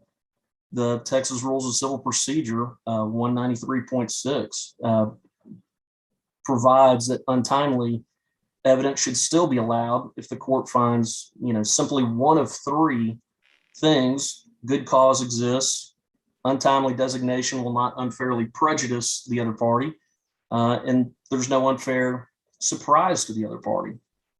And plaintiff, in both plaintiff's reply and surreply, failed to show how they would be surprised or unfairly prejudiced by allowing additional experts and reopening those deadlines and allowing additional responsible third parties to be designated. The only, argument that plaintiff has made with regard to unfair prejudice is the fact that plaintiff's counsel has had difficulty scheduling co-defendants expert depositions. And, frankly, that's not unfair prejudice to allow my client to be able to provide an expert designation. And I'm be fine if the court ordered my one expert that we're looking at. Again, we're not trying to reopen and get 15 experts, one expert on liability to say you have to be deposed so many weeks after we designate our expert. And that's fine with us. Again, there've been no depositions taken of any of the experts on the defendant side to date. And the other important key thing is that plaintiff's expert provided supplemental opinions after his deposition and after plaintiff's expert deadline. So somehow it's fair and allowed for plaintiff to get to provide additional information and additional supplemental expert opinions, but my client, it would be problematic, and that doesn't make sense. I know plaintiff in the surreply briefing commented that the supplemental opinions that plaintiff's expert provided weren't necessarily new; they were just more in context. But that's just not accurate because there is new information. There's new calculations. They even in the briefing acknowledged that he provided new calculations and new data that was not previously in his original report or that he discussed in his deposition. All right, response. And I have a couple more things, Your Honor, real quick. Sorry. The other aspect is plaintiff has amended his petition after the petition deadline. So plaintiff has amended twice after that deadline. There were other deadlines such as that were never agreed to be extended, such in the scheduling order, such as the exchange of deposition designations, jury charge, witness list, things like that. So those have come and gone, and we can't just cherry pick which deadlines that we've allowed to expire and then reset and then disregard those others such as expert deadlines and responsible third parties that have expired, and not allow those to be reopened. Okay, response. Yes, Your Honor. First off, your decision here was based on an abuse of discretion standard. And the scheduling order that we entered into had a box at the bottom setting out that the parties agreed to be bound by dates and also could amend. And what we have here, Your Honor, may I share my screen? Sure. So what we have here, if I can grab it. Let's see. There was a Rule 11 agreement entered into by all parties on designating experts, Your Honor. Let's see here. That agreement, I'm trying to share the screen, I apologize, Your Honor, was filed with the court on March 3rd. It gave, here we go. Here it is. On March 3rd, it gave plaintiff the extension to designate experts to March 4th, and likewise defendant to designate experts on April 6th of 2021. Those deadlines came and went before there was any discussion on continuance. Plaintiff's counsel has provided, Your Honor, with correspondence that's attached to our surreply as exhibit,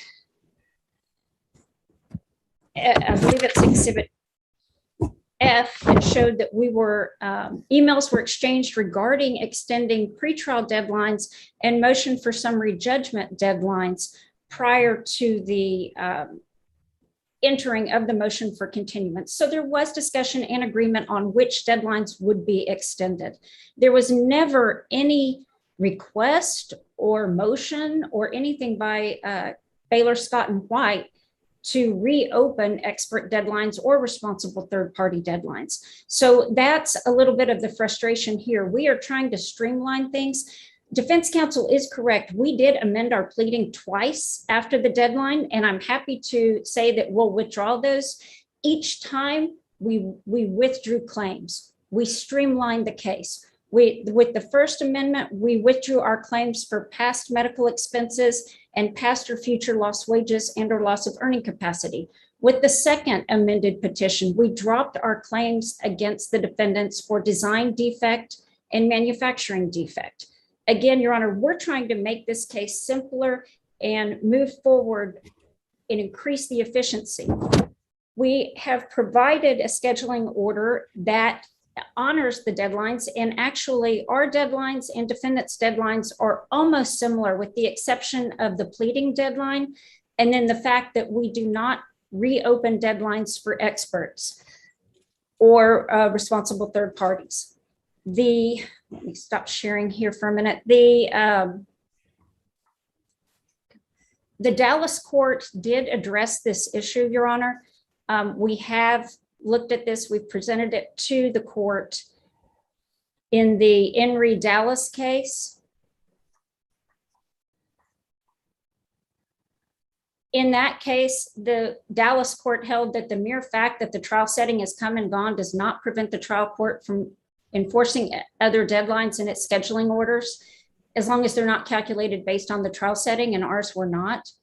It cited other cases in Dallas where they have found that other deadlines can be enforced even after the trial date has passed. So I don't think, or I know the case law is not clear, despite Mr. Simmons' assertions that, oh, well, once you have a motion for continuance, then all the deadlines are reset. Frankly, Your Honor, that's not the case. It's the court's discretion. We have a situation here where deadlines have come and gone. Mr. Simmons actually has the burden, not me. He has the burden to show good cause as to why he didn't notify or move to amend or add these experts or meet the deadline. I mean, this case has been on file since, I believe, initially like September or August of 2019. So the parties agreed to the deadlines by Rule 11 agreement, and there has been no showing of good cause. It's also Mr. Simmons' burden to show that we will not be unfairly prejudiced or unfairly surprised by this. And I can tell you, Your Honor, we will be. We have already been trying to schedule expert depositions, and there are a lot of parties in this case, so I'm not trying to be nitpicky with either. While we were sitting in the Zoom waiting rooms, we've been exchanging emails on getting dates, but I have been trying to get expert depositions scheduled with Miss Cheek's client, her designated expert, since April. All right, I don't have a date yet. I think I just got an email while we were waiting in your Zoom waiting room, and I got some, what she called potential dates in starting December 17th, and also saying it may be early January. And I'm not picking on her. I understand the issues of all of us trying to get dates, but reopening this and adding more experts into the mix is going to simply add certainly more expense as far as depositions go, certainly more expense as far as judicial economies and trying to get this done. I've been trying at this point to avoid coming to the court with motions to compel these depositions and the depositions of corporate representatives. But these were the issues that we agreed to the continuance on, and they were set forth in the continuance that in our motion for continuance that we were seeking. Let me just say this. This is how I generally handle this. I think I do have discretion, and I don't think these cases say that I don't. And so what I generally do is, if it's not clear in the briefing and in the scheduling order that you're going to reset it, then if the parties agree to any deadlines they agree to reset, I'm happy to reset them. If they don't agree to reset them, then I go with whatever is agreed to. If there's no agreement whatsoever, I don't reset any deadlines. And then at that point, if you need to move to amend the scheduling order and show good cause, then that's how I generally do it. And so I don't know if that's helpful or not. Ms. Bennett and I don't know who JC is. Both, are you raising your hands? Yeah, yes, Your Honor. Just a few responses or additions. Mm-hmm. I think Ms. Metcalf's right in terms of her observation about her own pleadings, in terms of narrowing them. The party's prior scheduling order permitted her, the pleading deadline was for adding new causes of action, not removing old things. So I don't know. Overhead door, my group of clients, the overhead door defendants, as they're known in the papers, aren't objecting to that new pleading and her narrowing the case. So I want to make that clear. We're fine with that. The issue becomes just a practical one. So for example, we mediated this case after the discovery deadline, and during mediation found out about some new witness statements. That's already prompted one additional deposition that, a couple months even later, we got the actual witness statements and we've been reviewing those. But that new deposition that we didn't take before is going to happen on Monday. We're going to have to supplement our own expert opinions based on some of this new information that's come out. And from that includes new information from some co-defendants. So I'm going to have to supplement my expert reports. All of this to say, I'm just not sure, practically speaking, like what sense it can make for any of us to not reopen these deadlines. I don't know what that'll mean. And I think the silence will cause more mischief than an order just saying what dates are on the table and what dates are not. So I think we need an order. I don't necessarily disagree with you at all. Ms. Metcalf, I do think that the way this is handled in 95% of all cases, 98% of all cases, is some kind of agreement is reached. And so I will say, Mr. Clement has heard me say this before, what's good for the goose is good for the gander. If you're taking a hard line here, you may come back and bite you in the future. And so I would urge you to try to reach an agreement as to as much as you can. So I do agree with that.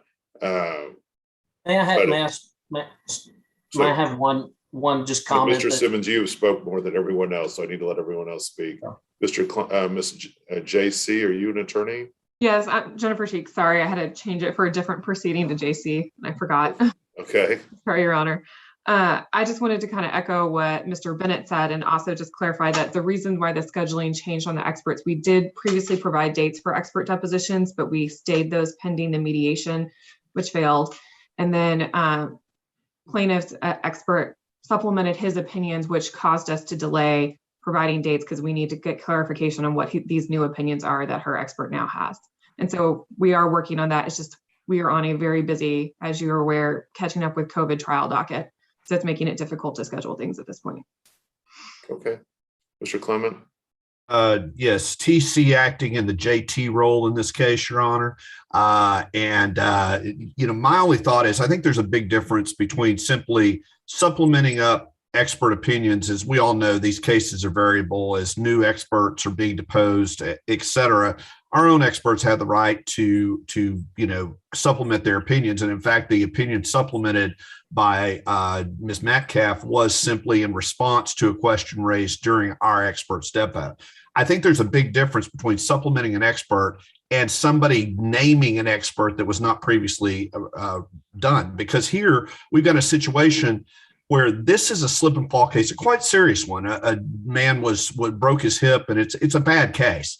But this case, I've seen cases worked up that were quadriplegic cases that didn't have as many depositions or as much work as this. This thing just keeps getting bigger and bigger and bigger. And there's a big difference between a defendant that did not name an expert versus somebody else that's bringing in a brand new expert that has to be responded to by our expert, et cetera.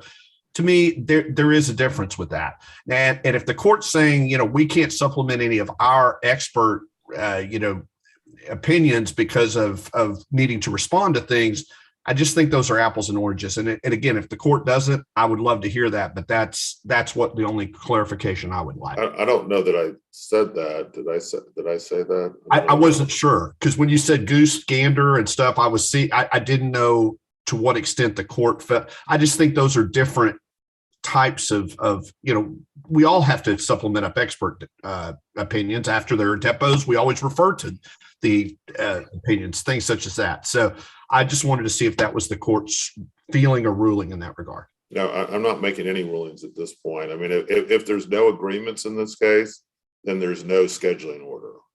There's no new deadline. scheduling order at all. Everything is, if there's whatever you agree to, you can extend. Everything you don't agree to, you're going to have to move and request leave and move for good cause. That's why in almost every case I see, parties agree to, and I do agree with you, Mr. Clement. I do think there's a big difference between adding a new expert and supplementing an expert opinion. And I'm not making a ruling, but I'm much more likely to allow you to supplement your expert opinion to respond to another expert opinion than I am to allow you to add a new expert if you just missed the deadline. I do agree, generally that's the case. But if you don't want to agree to anything, then the deadlines are what they were. If you want to, and then you can just move for good cause. So all right. I just have one comment. Mr. Simmons, you've spoken so long already. So I don't know if there's anything else. I think I've made it pretty clear what I'm going to do. Okay. All right. Anything else, guys? Not at this All time. right. I think it's in everyone's best interest to try to reach an agreement on this stuff. So let's try to reach an agreement and get us something that you guys can all live with and understand it. Let's say that you can't agree to add new experts and that it's not going to be part of the order. Then you can always request leave to add a new expert, and then I'll look at it on a case by case basis. So try to agree to as much as you can, and then everything else can be dealt with good cause. Your Honor, you want to run us back to a room just so, since everybody's here, I think it would be beneficial to see what agreements can be reached. Is Kristen Perry with you or not? No. No, Your Honor. I'm here on the Jellensberger motion for summary judgment. Okay. Let me make sure I have everybody. I'm going to assign Adam Simmons. Okay, we're going to assign you to room 2. JC, we're going to assign to room 2. Joshua Bennett, do I assign to room 2, correct? Correct. Mr. Cox as well, Your Honor. Nathan Cox to room 2. Sally Metcalf to room 2. And Todd Clements to room 2. Okay, guys, I think that's everyone. All right, Miss Perry, I think you're next. You have a motion for summary judgment. The other side isn't here. You have 30 seconds to make your argument. Thank you, Your Honor. As you know, the other side is not here and they did not file a response. I'm assuming the court has looked at the pleadings briefly, so I have. Okay, I've read them. You know, Your Honor, State Farm completely complied with Texas law. It gives us 60 days from the application date to cancel the policy for any reason. You have to provide at least 10 days notice prior to the cancellation. State Farm more than complied with those. They gave written notice 34 days after the application was filed, and provided plaintiff, which they didn't have to do, 16 days to cure his issue with his policy, which is that he didn't have a motorcycles license. And I'll say I deposed the plaintiff in July of 2020, and he had recovered his motorcycle in about 5 months after his reported alleged date of loss, and had been driving the motorcycle for 3 years, and he still did not have motorcycle coverage in place. I mean, a motorcycle's license. That's my 30 seconds. We think that State Farm is entitled to summary judgment on all of plaintiff's causes of action. Each one requires that a policy be in place on the date of loss, and the policy was canceled prior to the alleged date of loss in this case. If Your Honor has any questions, I am happy to answer those. I just granted your motion. I've sent it to the clerk's office. You should have it by tomorrow. If you don't, just call my coordinator in 2 days. Thank you, Your Honor. Appreciate your All time. right. You have a good day. You too. Oh, before I go, are you able to share any information that you learned on the update re-jury trials? It's not good news, so I don't know if you want to hear it. Oh. We're trying to get back to jury trials right now. We have to go to Crowley to get a don't post this on Facebook, but post this on YouTube. I'm going to take this off of YouTube.